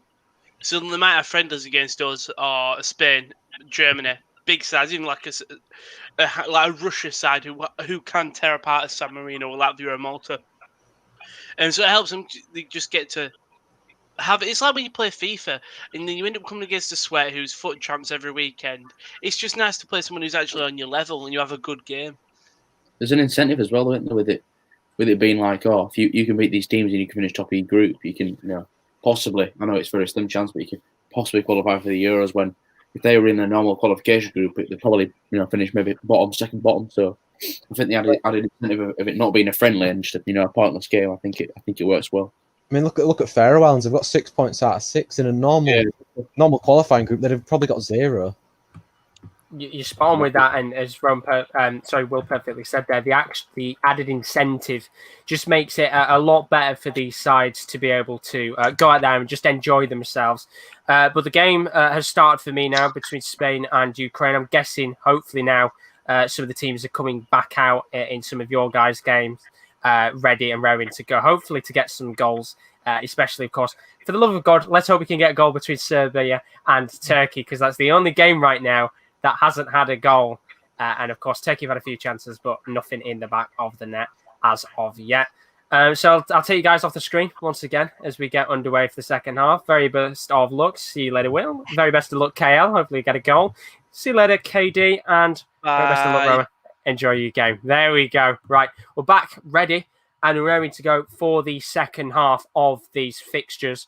As I said a moment ago, Spain and Ukraine has kicked off, and you would assume that Andriy Shevchenko has had to give his team a little bit of a bollocking, you could say, at half-time.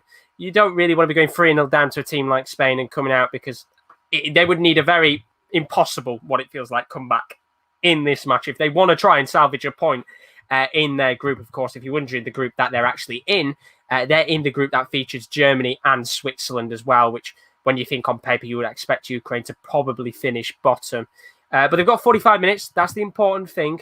I mean, it would be probably one of the best comebacks in recent international football in terms of coming back from 3 goals, but it's probably not going to happen. And you would likely expect Spain to maybe score 1 or 2 more goals in this game.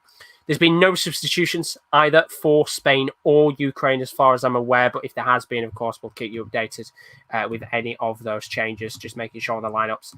They haven't. No, they haven't. And looking at it, they are playing a 4-3-3 tonight. Dani Olmo is playing off the left, Jared Moreno in the middle.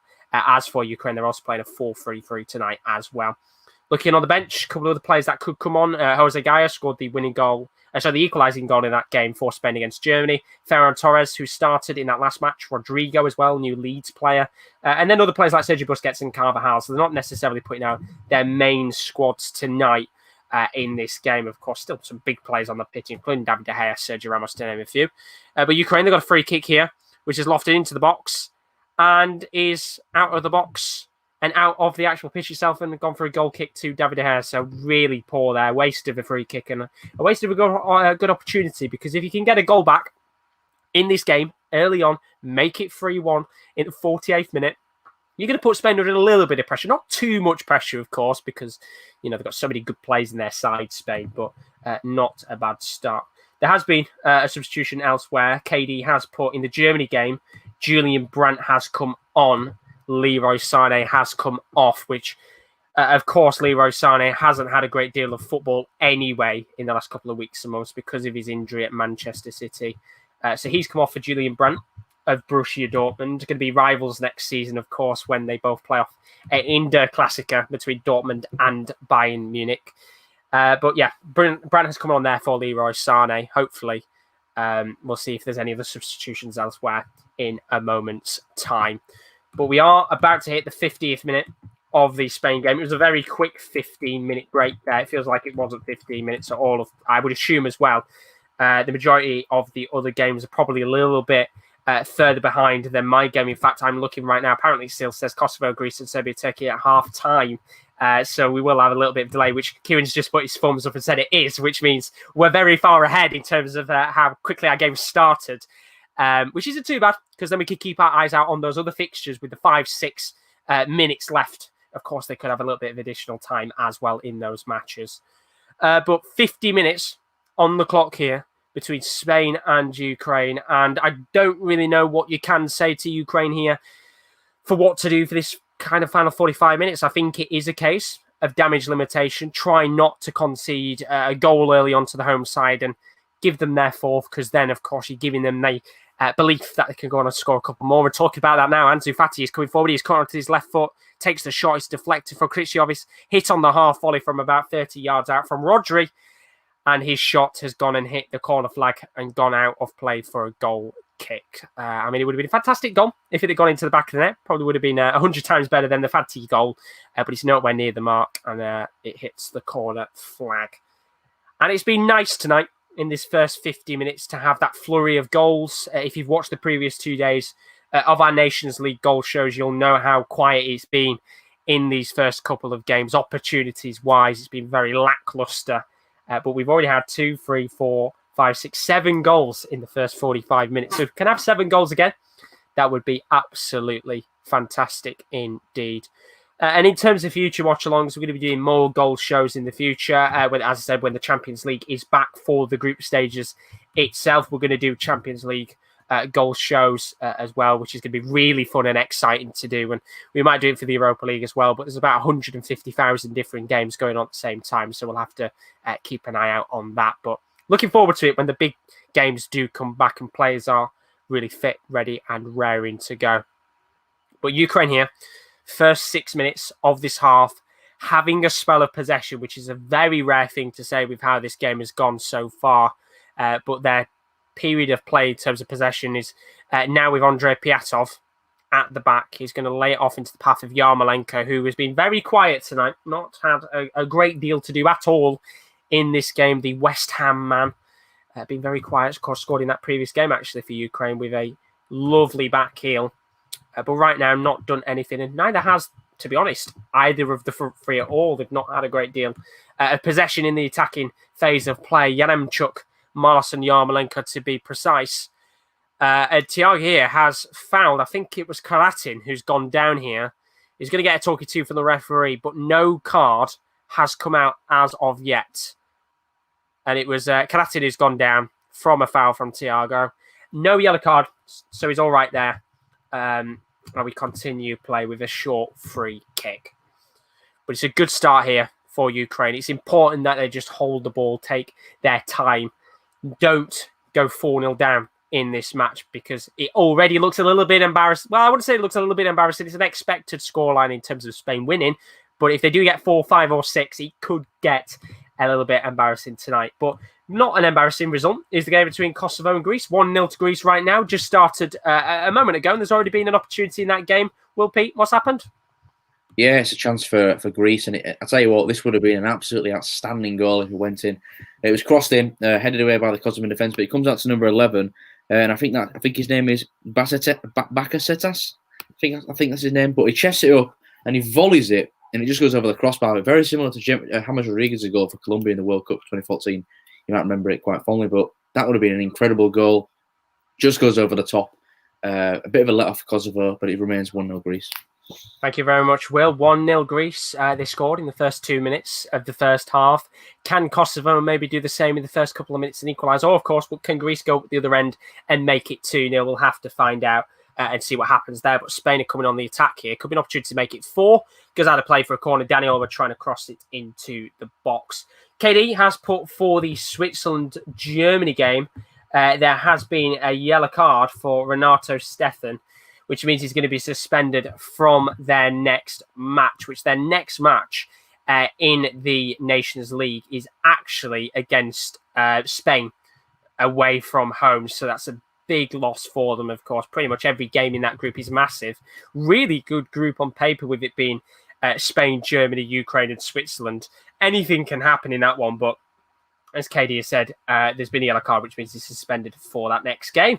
We've had another moment in one of the matches. Good to see a nice flurry of opportunities in this first couple of minutes. It's actually come from the Serbia-Turkey game. KL, keep us up to date with what's happened. Well, it's not a moment in the way you'd think. I don't know about if it's just me, but I must bring out the aggression in the players because Kolarov's been sent off.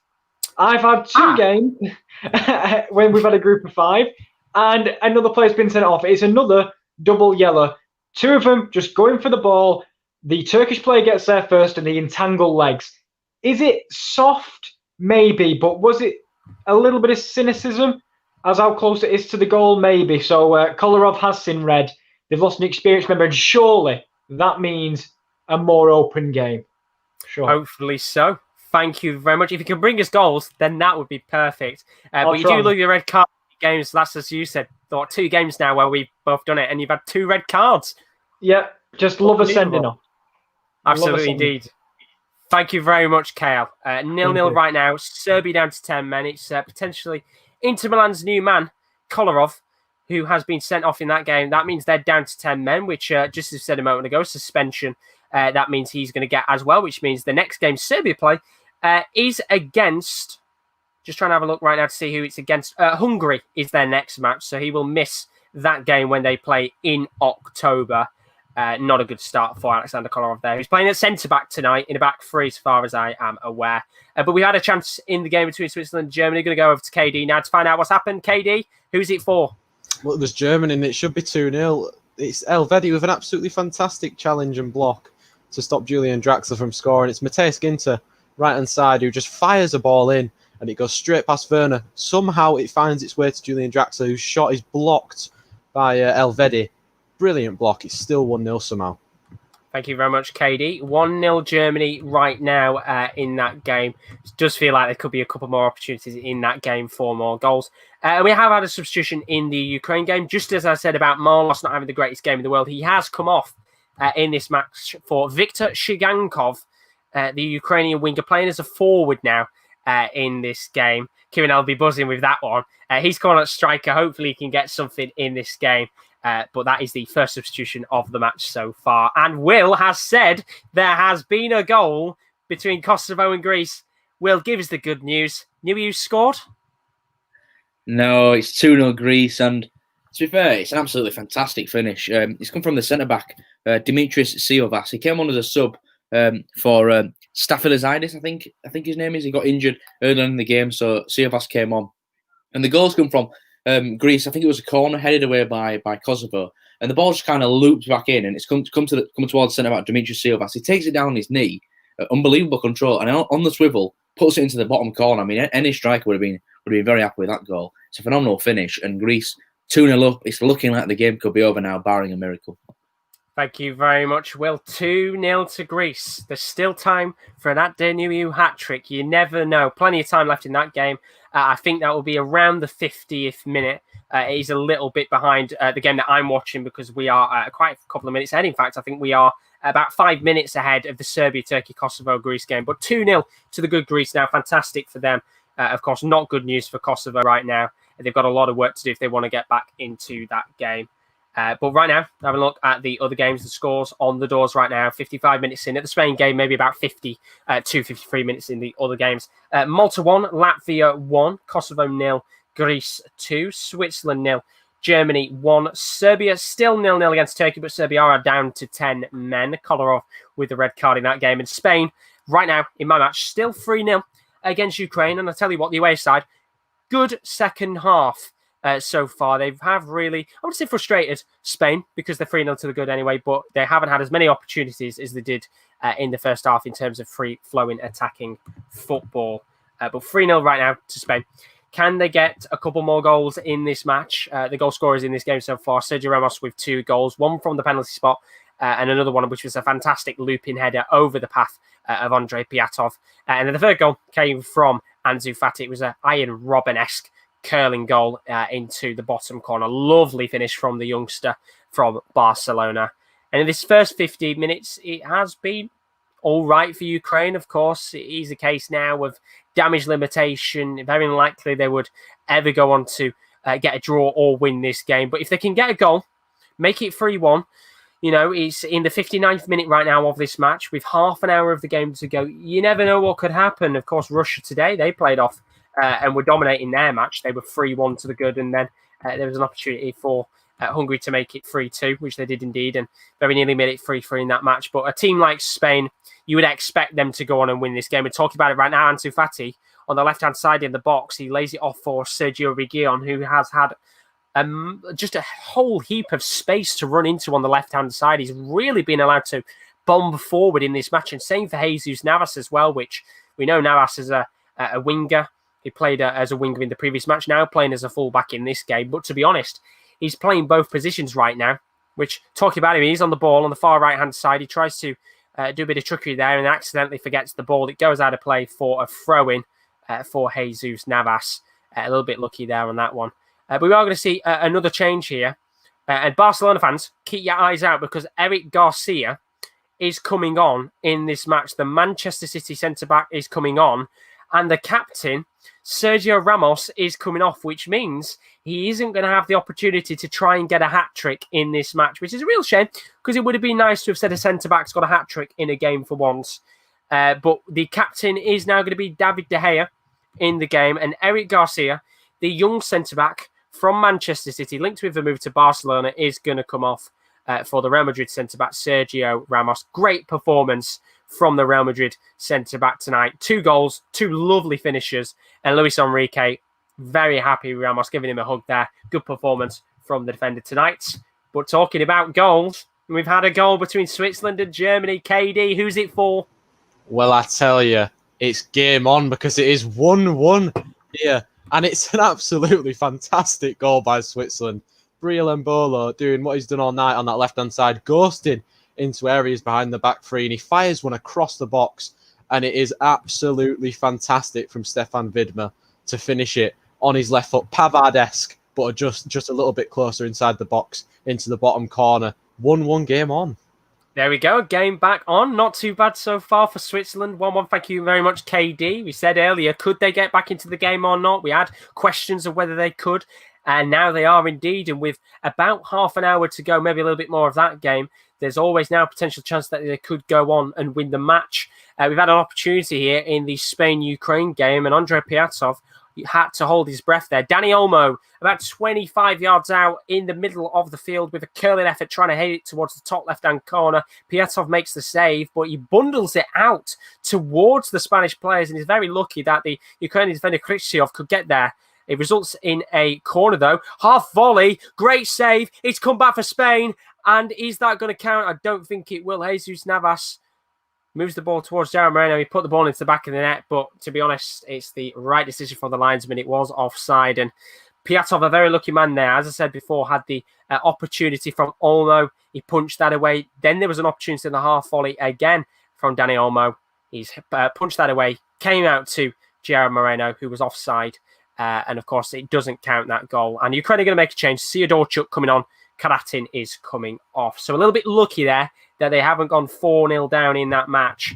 But it's not been a bad 10 or 15 minutes in this game for Ukraine. Have a little bit more possession. And the key is now just to make sure Spain don't get any more goals in this match. So right now, in these games, it's still Malta 1, Latvia 1. Kosovo 2-0 down to Greece. Not the best game in the world for them right now. 2 early goals in each half for Greece to take the lead, and double, of course. Switzerland 1. Germany 1. Just got that goal very recently. Bril Donlin, a fantastic finish to equalise in that game. Plenty of time for either side to go on and get the winner. Serbia 0, Turkey 0. Although Serbia are down to 10 men. Alexander Kolarov getting sent off with 2 yellow cards in that game. And of course, Spain 0, Ukraine. Sorry, Spain 3, Ukraine 0. Definitely not 0-0 in this game. There's been plenty of goals in this one so far. Spain dominating, but no goals in the second half of this match, although there has been a couple of opportunities to make it 4. And here they come on the attack again. Sergio Reguilon on the far left-hand side trying to lay it off into the path of, I think that is Mikel Merino, who's had a pretty decent game tonight so far. Of course, I haven't really had much to talk about from the midfielder for Real Sociedad. A rare call-up for the Spanish midfielder, but he's been all right tonight. And that's the thing. I don't think really the Spanish players have had to hit the top level today against this Ukraine side. There's just been plenty of space and opportunities for these Spain players to run into. And a great performance overall. Luis Enrique will be delighted because he stands right now, because of the goals that they've scored tonight, they will go top of their Nations League group, with Germany in second, both on 4 points, of course, but Spain with more goals in their game. We'll have a quick look at the stats just to see how these games are panning out in terms of opportunities. So the Malta-Latvia game, they've both had 7 shots, 2 on target. Not a bad game so far, indeed. And of course, as Rowan said earlier, with the second goal that went to Latvia, it did count as an on goal. That was confirmed. Kosovo 0, Greece 2. Greece have had 9 shots, 4 on target. Kosovo had 7 shots, 3 on target in that game. Switzerland, Germany, great game so far. 13 shots for Switzerland, 11 shots for Germany, 4 on target for Switzerland, 4 on target for Germany. Really good game so far. It was Widmer with the goal, not Embolo, in that match. My apologies for saying it was Embolo. Serbia, Turkey, 6 shots for Serbia, 1 on target for them, and 8 shots for Turkey, 2 on target. So, needs a few more shots on target in that game. And then Spain, of course, 17 shots, 6 on target, 2 shots for Ukraine, only 1 on target in that match. And Cengiz Under has come on in the game, KL has said in his match, and Mitrovic has come on for Serbia too. So a few changes in his match right now. Not too bad there. As for Spain and Ukraine, still dominating in this match, 3-0, coming forward again. Another opportunity that Piatov had to save from Dani Olmo, who's had a great game tonight.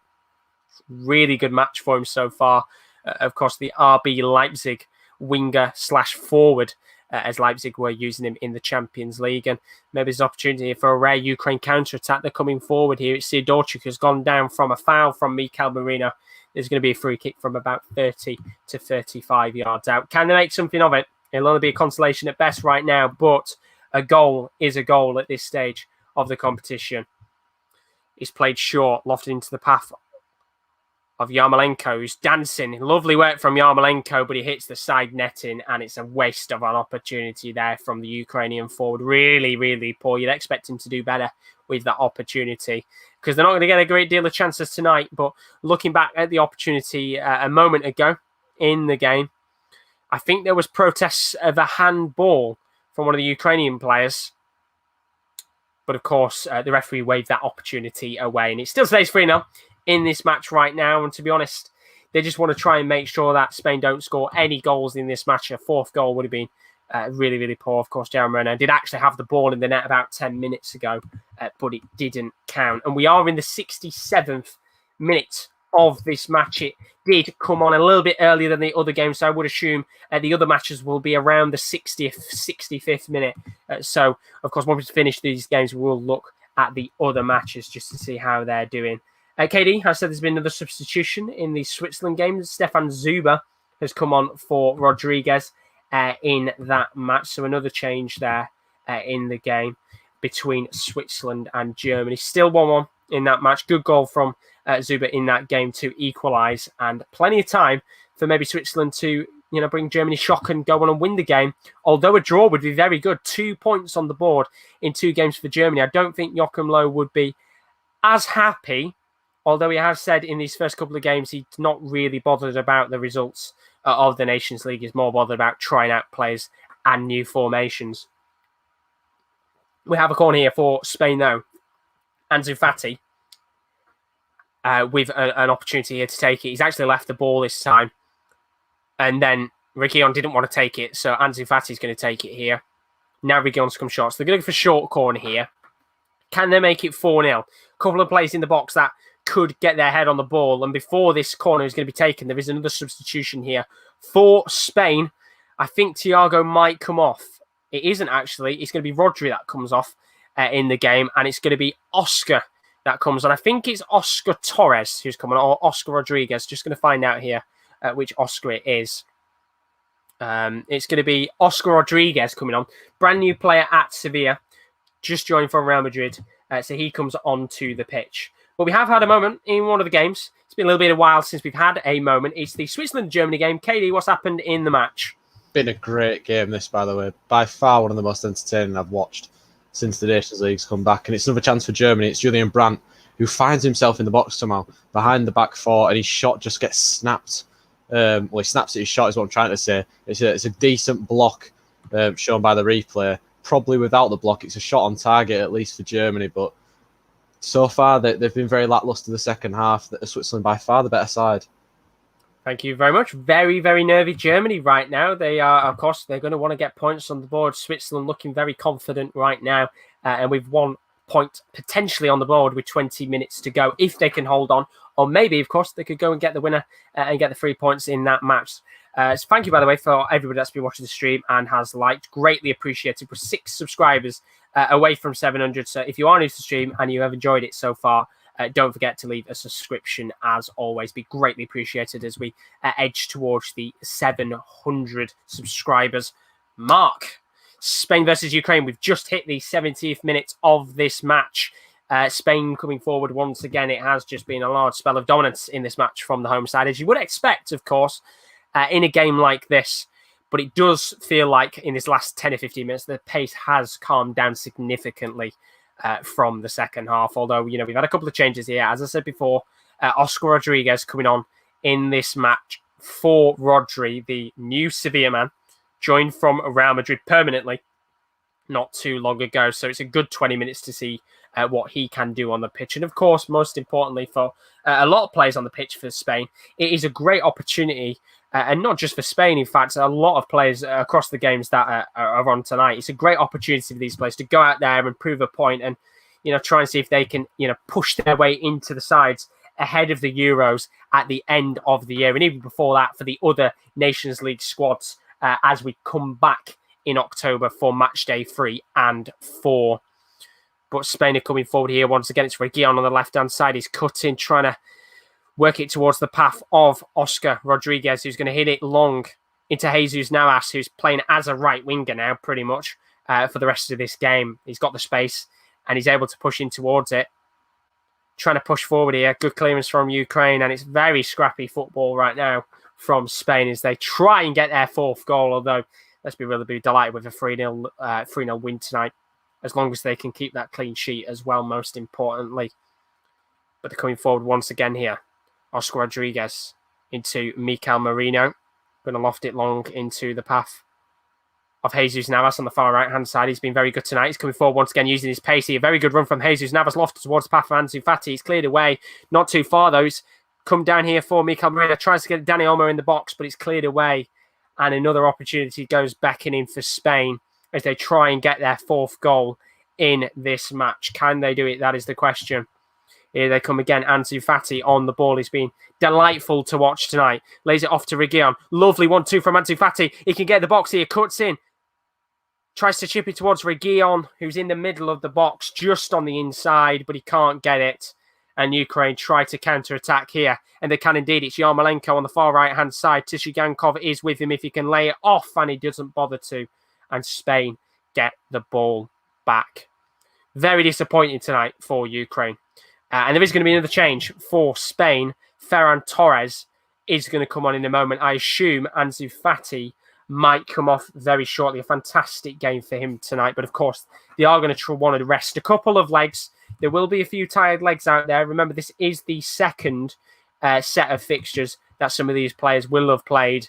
Just in general, of course, over the last couple of weeks, some of these players won't have played pre-season friendlies because they've been called up to their international sides. But been very good so far in this match. With 17 minutes to go, the player coming off the pitch for Spain is going to be, find out in a moment here, as Ferran Torres gets ready to come onto the pitch. They have paused the substitution. It is going to be Gerard Moreno who comes off, Ferran Torres coming on. So Ansu Fati has stayed on. Rowan has said in the Soccer Aid game, Robbie Keane has scored. What's the score? Is it 1-0 in that match? You'll have to tell me. It is indeed 1-0. Doesn't sound like the most enthralling of games in the world, which is a shame. But hopefully that could go to penalties. But right now the scores for these games as we edge towards the 75th minute in these matches. It's Malta 1, Latvia 1, Kosovo 0, Greece 2, Switzerland 1, Germany 1, Serbia 0, Turkey 0, and Spain 3, Ukraine 0. So not too bad so far in these matches. We've had plenty of goals tonight, which is great to see because over the last couple of days it's been a little bit quiet in our goals show. But tonight, the second half hasn't really brought as many goals, but the first half did indeed. So it's quite the opposite of what we've had in the last couple of days. But as I said, we're 75 minutes in here. The other games will be around 72, 73, maybe 70th minute, and maybe even earlier than that. So this game will be finished a little bit earlier than the rest. And I mean, it's been a better second half performance from Ukraine, but not a good performance overall. I think saying it's a good second half performance from Ukraine, I really don't mean good. It has just been a case of holding on, praying that Spain don't go and get a 4th goal. And they've not really had many chances at all. In fact, to give you the stats, there's only been 3 shots, 1 on target for Ukraine tonight, 27% possession. So it kind of tells you the story of the game of, pretty much it has been Spain dominance, Ukraine not really doing anything at all. And well, it's a good result. 4 points on the board. It is a case of just trying to keep a little bit further away from Germany, which as of right now, if they could stay 1-1 against Switzerland, then they will only have 2 points on the board. And Spain can really get a foothold in their group. Although right now, I think it is just a case of getting the fitness levels back up, getting these 2 games out of the way. Because, of course, club football is going to be back very shortly. In fact, 6 days to go. And the Premier League is back. First big game, Liverpool versus Leeds. And then, of course, we have the other leagues coming back as well, the Bundesliga, La Liga, Syria in the next couple of days too. We got another substitution in the Switzerland game. Embolo, who has been fantastic tonight, from what Kieran Diaz said, has come off. Vargas has come on in that game. So another substitution for Switzerland in their match. Get a quick sip there as the ball goes into the hands of Andrei Piatov. Couple of long-range opportunities in this game, but nothing really to scream and shout about as Ukraine are about to make another change. I think it's going to be Viktor Kovalenko who comes on here in just a moment's time. We'll have to find out very shortly who's going to come off for him. But Spain have another opportunity here to go through and go on, and this could be the chance to finally get their fourth. Dani Olmo lays it off to Oscar Rodriguez. Go for the long-range effort, and he's hit the bar. Great opportunity from about just outside of the box. It clips the bar, and Andrei Piatov, lucky man that hasn't gone into the back of the net. It could have been 4-0 in this game. Roman has put, young Philly has just scored decent goal for England. I've got no idea who young Philly is, but it's 1-1 now, which means it'll go to penalties if it stays like that. 1 minute is it in, Roman? You'll have to tell me. And then we can see whether that goes into penalty shootout or not, which it usually does. If you don't know what it's about, of course, Soccer Aid tonight, if you live in England, it's a yearly charity match that goes on with celebrities and former pro players. And usually it's quite a decent match. And that is in the 57th minute. Not too bad. Plenty of time left in that one. Got a corner here for Spain. Bumbling ball on the line, which Piatov can save. And Ansu Fati very nearly had his second goal, although he's calling for a penalty, which the referee waves away. And he's been brilliant tonight on the pitch. Great performance from him. But we do have a chance in one of the games. It's been a while since we have had a chance in the matches. And it's from Malta versus Latvia. Rowan, what's happened? Yeah, it's Nwaka. He's had a decent game. Latvia had a chance early, but I didn't think we talked about it. It's Nwaka, and it should be a goal, really, for Malta. He gets the ball in the box, and there's no one around him. And he just swings at it, but I think he could take a touchdown. It's in the back of the net. He swings it, he puts it to the just to the right of the net. But again, both teams, not as an entertaining first half in terms of shots, but both teams really outmatching each other in playing style. Sorry, Malta are just coming forward now. There's so much open space on the right for Mbong, and they've gone all the way back to the defence. That's a shame, but not a bad match overall. 1-1 right now. Still time for a goal to maybe win it. Thank you very much, Rowan, as always, for that. So we are going to get a change, as I said before, in the Ukraine game. Viktor Kovalenko is coming on. Andrei Yarmolenko is coming off in this match. Had a very poor game so far. Of course, he's coming off now, so he won't have any other time to be able to try and get a goal or even do anything in the match. He's been very quiet so far in this game. Welcome to the stream, Jack Wilson. Thank you very much for joining. Put a winky face. I don't know why. Maybe he likes Andrei Yarmolenko. You don't know. But good game so far.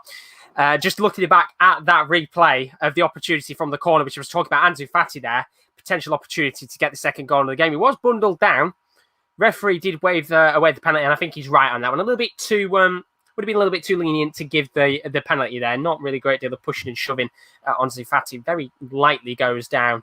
But we are about to hit the 80th minute of this game. And jokes aside, hope you're all good, buddy. Welcome to the stream, Jack Wilson. Hope you're having a good time, and hopefully you're enjoying these games so far. But with 10 minutes left, the scores on the doors right now. It's Malta 1, Latvia 1, Kosovo 0, Greece 2. Switzerland 1, Germany 1. Still time for a winner in that game. It'd be a great point on the board for Switzerland if they can continue on, or even maybe go on and win it, of course. Serbia 0, Turkey 0. Where's the goals? What's happening in that one? Are we actually going to get a goal in that game?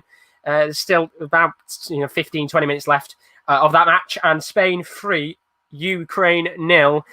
Good game, but it has died down a little bit in the second half, which, of course, you would expect as Ukraine look to just hold out and get this game just finished and done, and go back, of course, to Ukraine after this match is finished. Because, of course, there's no more international fixtures for these sides.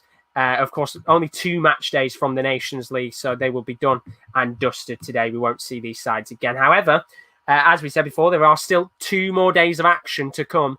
Keep your eyes out, because we are live again tomorrow night, 7:30, as always, for the UEFA Nations League goal show. And some good matches tomorrow night, because Netherlands are taking on Italy. That is the big game of the night. Really good match, and hopefully we get some goals in that game. Of course, Italy only picked up a point against Bosnia. Very disappointing result in that game. But other matches, you can keep your eyes out as we're live tomorrow night. That does include Austria taking on Romania, Bosnia taking on Poland, Northern Ireland facing Norway, Czech Republic facing Scotland. Of course, that game wasn't actually supposed to be going ahead. And Israel taking on Slovakia. So not some bad games that are going to be on tomorrow night, but also not the most exquisite games in the world, apart from the likes of Netherlands versus Italy. But keep your eyes out, because there's plenty of games, and of course, we'll keep you up to date with the scores of those matches. Jesseland, welcome to stream, buddies. Put Germany keeping quiet right now. Disappointed result for them if it does stay 1-1. Of course, that would be the second time a game has finished 1-1 for them in the recent Nation League matches. And talking about the Germany game, Katie has put Emre Can has come on. Gosens has come off in that match. So another change for Germany as they try and desperately punt for a winner by bringing on Emre Can. You never know. He scored a couple of goals in his time. Scored an absolute fantastic goal for Borussia Dortmund, I think, in pre-season. And he's tend to be known for scoring here and there. But, of course, it's a defensive change, and they might still have one or two more changes left in that match. But 9 minutes left on the clock in my game, which the game I'm watching tonight, of course, is Spain versus Ukraine. It's 3-0 to the good right now. Spain coming forward once again with another opportunity on goal. Can they get that fourth goal? Although a 3-0 win overall is just a great result. And we talked about before in match day 1 that these big international sides were really disappointing in match day 1. Germany and Spain, of course, getting a 1-1 draw, but it was a good game. But the likes of England just being naturally shit as they always are. Italy getting a 1-1 draw against Bosnia. And other results elsewhere. We needed one major side to go out and get a good result. And I think Portugal last night, a 4-1 win against the World Cup finalist Croatia. Great game of football that was. And a great result. And Spain tonight getting a 3-0 win against Ukraine. Hopefully we are starting to see some players, not necessarily being a little bit more fit, but these Nation League games getting a little bit better. Because the next time the Nations League is back is the next international break, which is in October. 10th of October, that's going to be some decent games to look forward to when that comes back, including England taking on Belgium on the 11th of October. At least that game might actually have some goals in it, probably for Belgium. But Spain have got a chance here. Ansu Fati at the edge of the box trying to dance his way around for a goal. But there is an opportunity that's lofted into the box here. Come down, and there is 4-0 Spain. And it was a bowling ball. Ansu Fati, who a moment ago was on the edge of the box trying to get an opportunity on goal. It was blocked, but it came back to Spain once again. And it's come towards that man. Manchester City fans will be delighted. Ferran Torres. And they have finally got their fourth goal in the game that they have been desperately craving for the majority of this second half. And it's the Manchester City's new forward, Ferran Torres, who gets his fourth goal. And it's a very, very disappointing night for the Ukrainians, which, looking at Andrei Shevchenko right now and the bench, there is no words for the Ukrainian players right now. They're just checking for an offside here. He is onside. And it's a lovely finish. It was hit first time. The ball was dropping down Ferran Torres. He's inside the box towards the bottom left-hand side of the goal. And it's curled into that bottom right-hand corner. Lovely finish from the Spanish forward. And it's 4-0 to Spain. And a fantastic game overall as we do hit the 85th minute of this game. So I'm going to change the timer there. And a fantastic match for Spain tonight. Really well-deserved win. There has been a change in the Serbia-Turkey game. Yilmaz has come on, the veteran forward, now at Los Galil in the French league. Good to see. And very interesting to see actually what we'll do in France. Moved from Besiktas recently. Adesh Unal has come off in that match. So a change up top. Because there's still time, of course, for a winner in that match. Serbia 0, Turkey 0. Serbia down to 10 men. Turkey have got to take advantage of that 10-man, of course, 10 men on the pitch right now, but still 0-0. They'll be very disappointed if they don't get a win in that match. But as for my game, Spain 4, Ukraine 0, and they're hunting for a fifth goal here. I don't think there'll be any additional time just to spare the blushes of the Ukrainians because, of course, this is the heaviest defeat so far in the Nations League since its return. Of course, the heaviest defeat would have actually been the defeat for Croatia last night against Portugal. Now Spain have taken the lead, and Jesus Navas is coming forward here on the far right-hand side. It's a lovely lofted ball towards Ansu Fati, who can't get there, and it's straight into the hands of Andrei Piatov. Could have been 5 late on in this match. But we've got 5 minutes left on the clock here. Still time maybe for another goal in this match. Looking at the other games elsewhere. In terms of the stats tonight, Malta have had 10 shots, 2 on target. Latvia have had 8 shots, 2 on target in their game. Kosovo, Greece, 7 shots, 3 on target. For Kosovo, 12 shots, 4 on target for Greece. So not a great deal of major opportunities in their match since the second half has begun. Switzerland, Germany, 15 shots, 5 on target for Switzerland. 12 shots, 4 on target for Germany. Been a little bit quiet tonight, Germany. Switzerland having a very good game indeed. Serbia 0, Turkey 0. Serbia down to 10 men. Serbia have had 7 shots, 1 on target. Turkey have had 11 shots, 3 on target. Not taking advantage of the 10 men on the pitch. And, of course, Spain-Ukraine.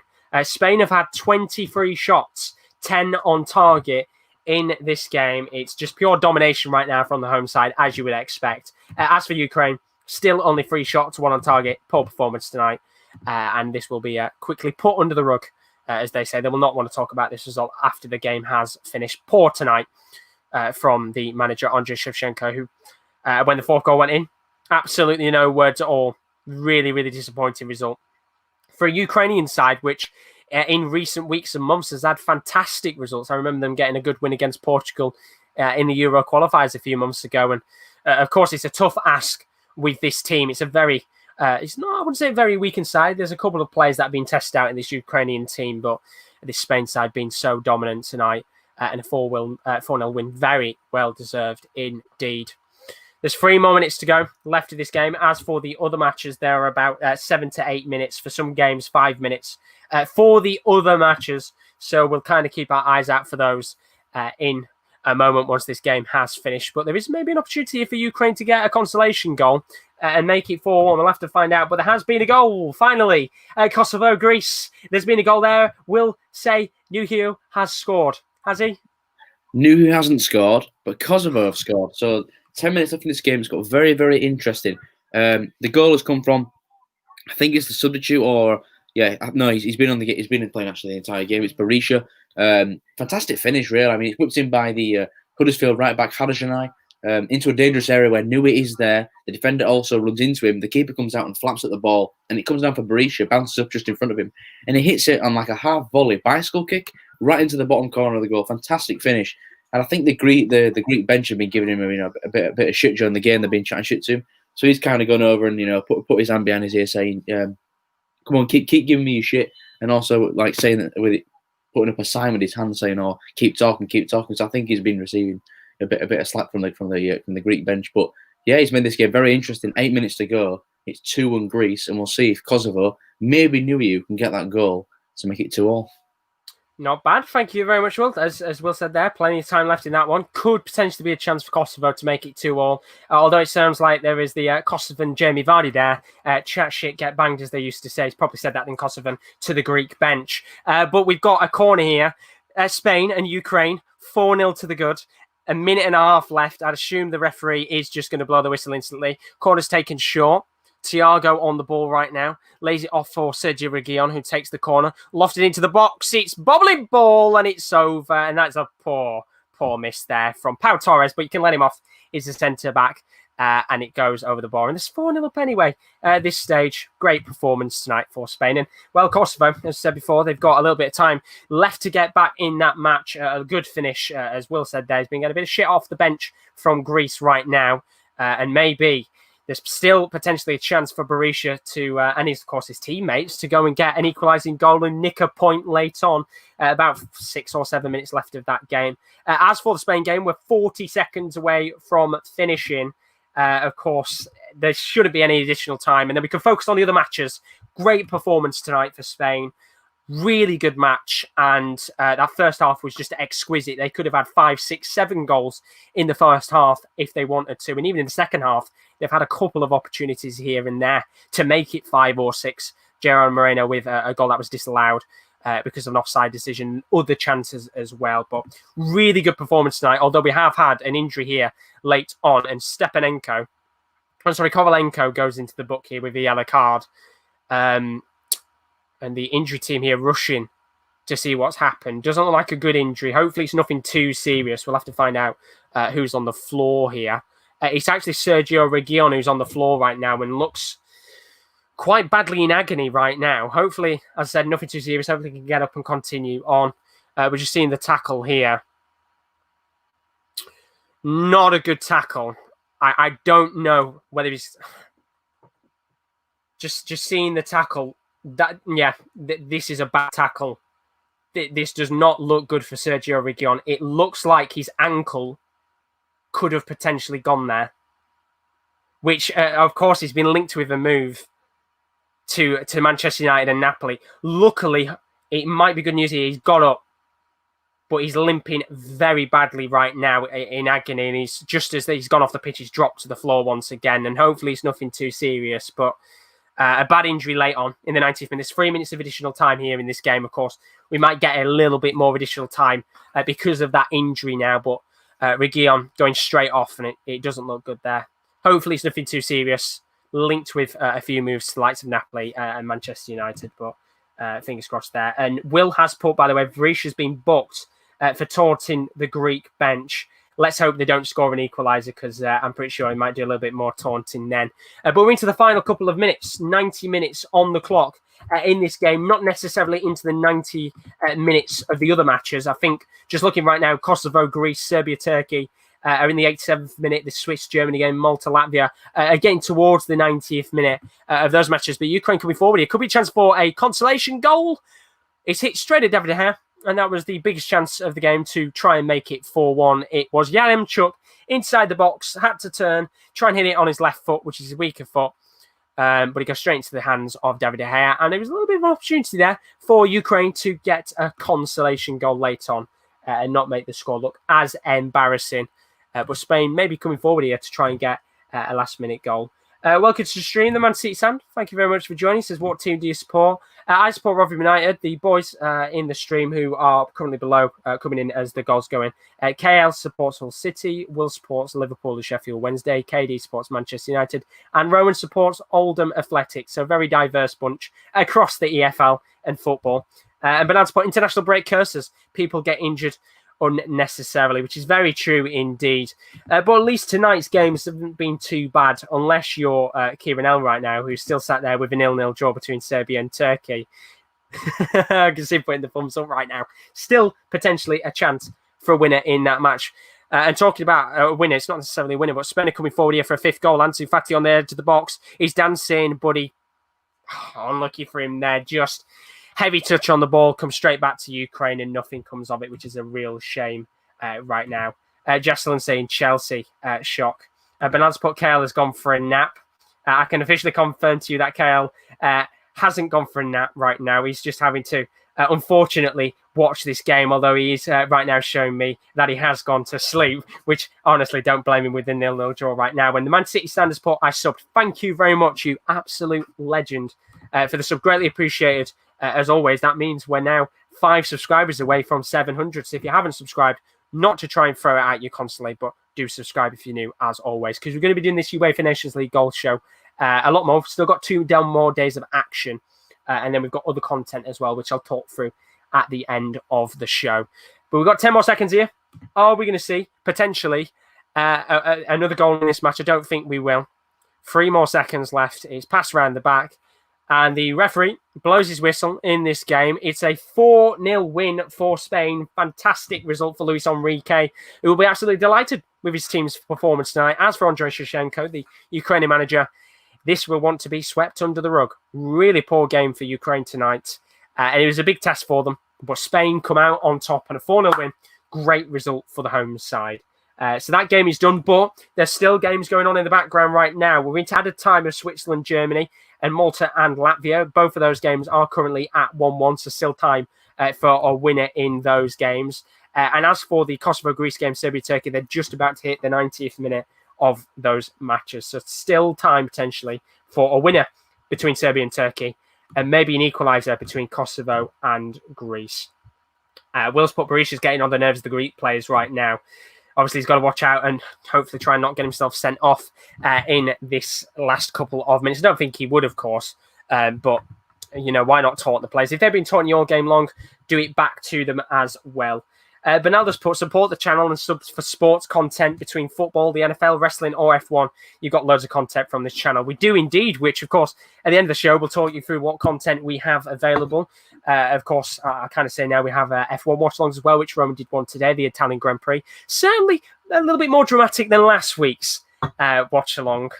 Brilliant F1 round of racing today. I mean, it was all over Twitter what was going on with the whole Hamilton situation and the race being stopped for a little bit.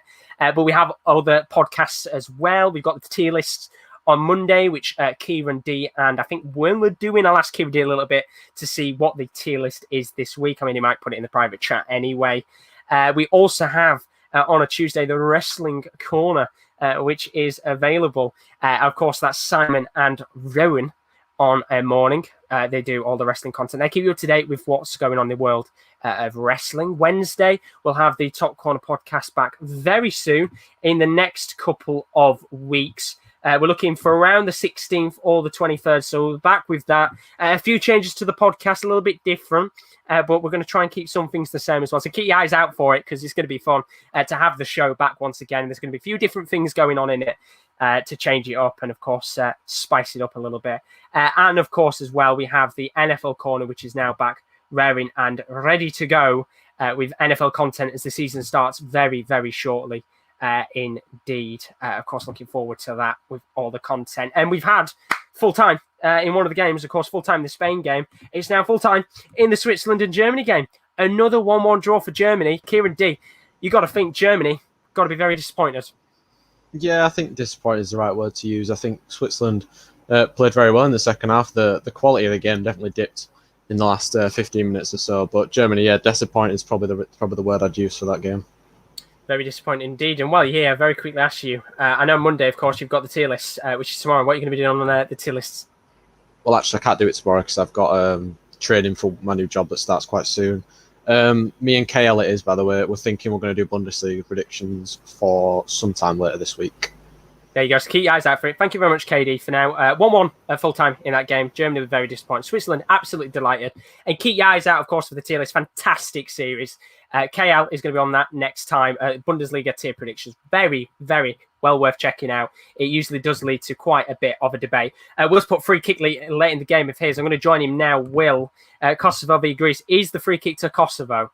It is to Kosovo, and it's in a really good position where I think Kosovo can get some whipping, get it into the centre of the box, get into the big men. There's only a minute and a half left in the game. If Kosovo are going to get a goal, they're going to get it now. They've got plenty of men in the box. They're waiting for the ball to whip in here. There's two men stood up over the ball. I think it'll be the right-footed player to whip this one in. Although the refs run over for a bit of a talk here. Don't tell me it's because he's moved the ball forward 2 centimetres. Just waiting for the ball to be whipped in. But if they can put this in the back of the net, this is massive for Kosovo. It would be a huge point for Kosovo. I mean, you've got to think they've got to over the big man here, Abdi. He's been marked by 2 players, by the way, Nuyu. So they obviously know how much of a threat he is in the air. I could see a penalty maybe with the players maybe fouling somebody.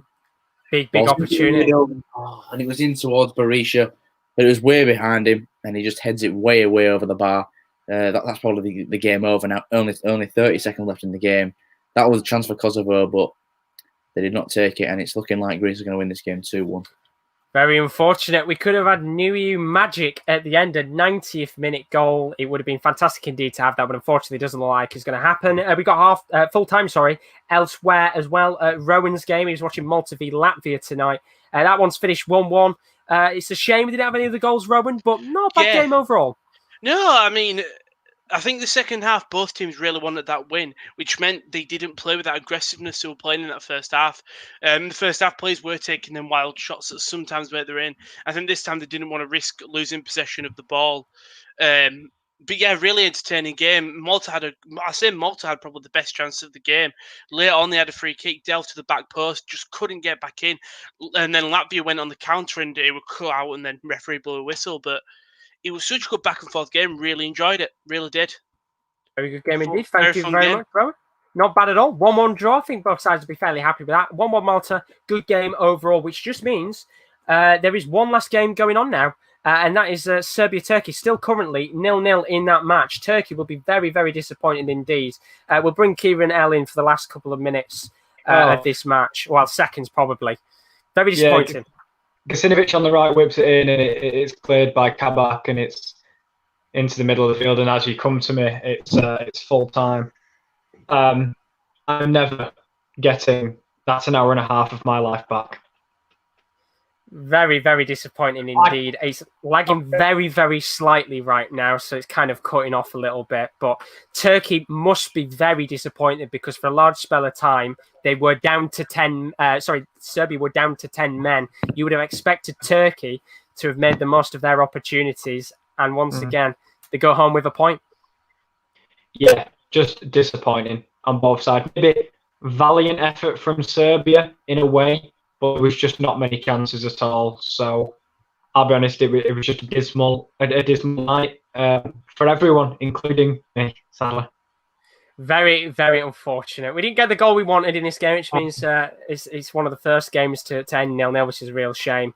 But, of course, it's a decent point for Serbia, considering they were down to 10 men. So thank you very much, Kale. I'll bring you back in a moment. We can now run through the full-time scores in general of the Nations League in the first games of match day 2. Malta with a 1-1 draw against Latvia. Kosovo, they were lost 2-1 against Greece. Was a potential chance for them to win that late on, but Greece with 2 early goals in each half to win that game. Of course, we just talked a moment ago about Serbia-Turkey. Serbia were down to 10 men. Kolarov was sent off in that match. Turkey not making the most of their chances in that game, which means that's a 0-0 draw. Switzerland with a 1-1 draw against Germany. Very disappointing for Germany. Again, that's the second 1-1 draw in a row in the Nations League so far. Switzerland will be delighted with that point. And then, of course, Spain with a 4-0 win against Ukraine. Really, really good performance tonight from the boys, of course, of Spain. Really good goals in that match. So there we go. There's all the games done for tonight. Bring the boys back in now. There we go. All the boys are back in. Not a bad night overall, unless you're Kieran now. Very, very disappointing indeed. So just quickly before we end the stream, to keep your eyes out. I don't know whether I can hear a kind of a sound right now. It's like a I don't know if anybody else can hear it. I can. Now it's gone. There we go. But you can see from the schedule all the footballing content that we've got still to come on the channel. Somebody asked in the comments, Man City said, Stan said, are you doing a live watch along on Tuesday with England? We will be, yes. Very unfortunately, I did the watch along for Iceland. I will never get that time back ever again, but probably not as bad as what Kieran's game was a moment ago. But we will have a watch along on Tuesday for that game. It's at 7:45, as well as the other matches going on. But of course, as I said before, in terms of the footballing content, we've still got 2 more days of the Nations League goal shows, so keep your eyes out for that from 7:30. We have the 2 Champions League playoff legs on the 22nd and 23rd, and the 29th and 30th. We're going to do a goal show for that. September 24th, Super Cup, Bayern Munich v Sevilla. Going to be a great game of football indeed. Winners of the Champions League against the winners of the Europa League. And then October 1st and 2nd, we've got the Champions League draw on October 1st. October 2nd, we've got the Europa League group stage draw. And then alongside that, watch-alongs for matches across all 5 major leagues across the season. I mean, not a bad set of fixtures tonight. We had a few decent goals here and there. Red card, but unfortunately for KL, it's a night he will never get back. Thank you very much, boys, for joining me, as always. Thank you very much, KD. KL, K-Will.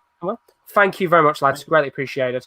We'll be back tomorrow night with the UEFA Nations League goals show once again. And of course, as Kieran said, there's going to be no tier list tomorrow.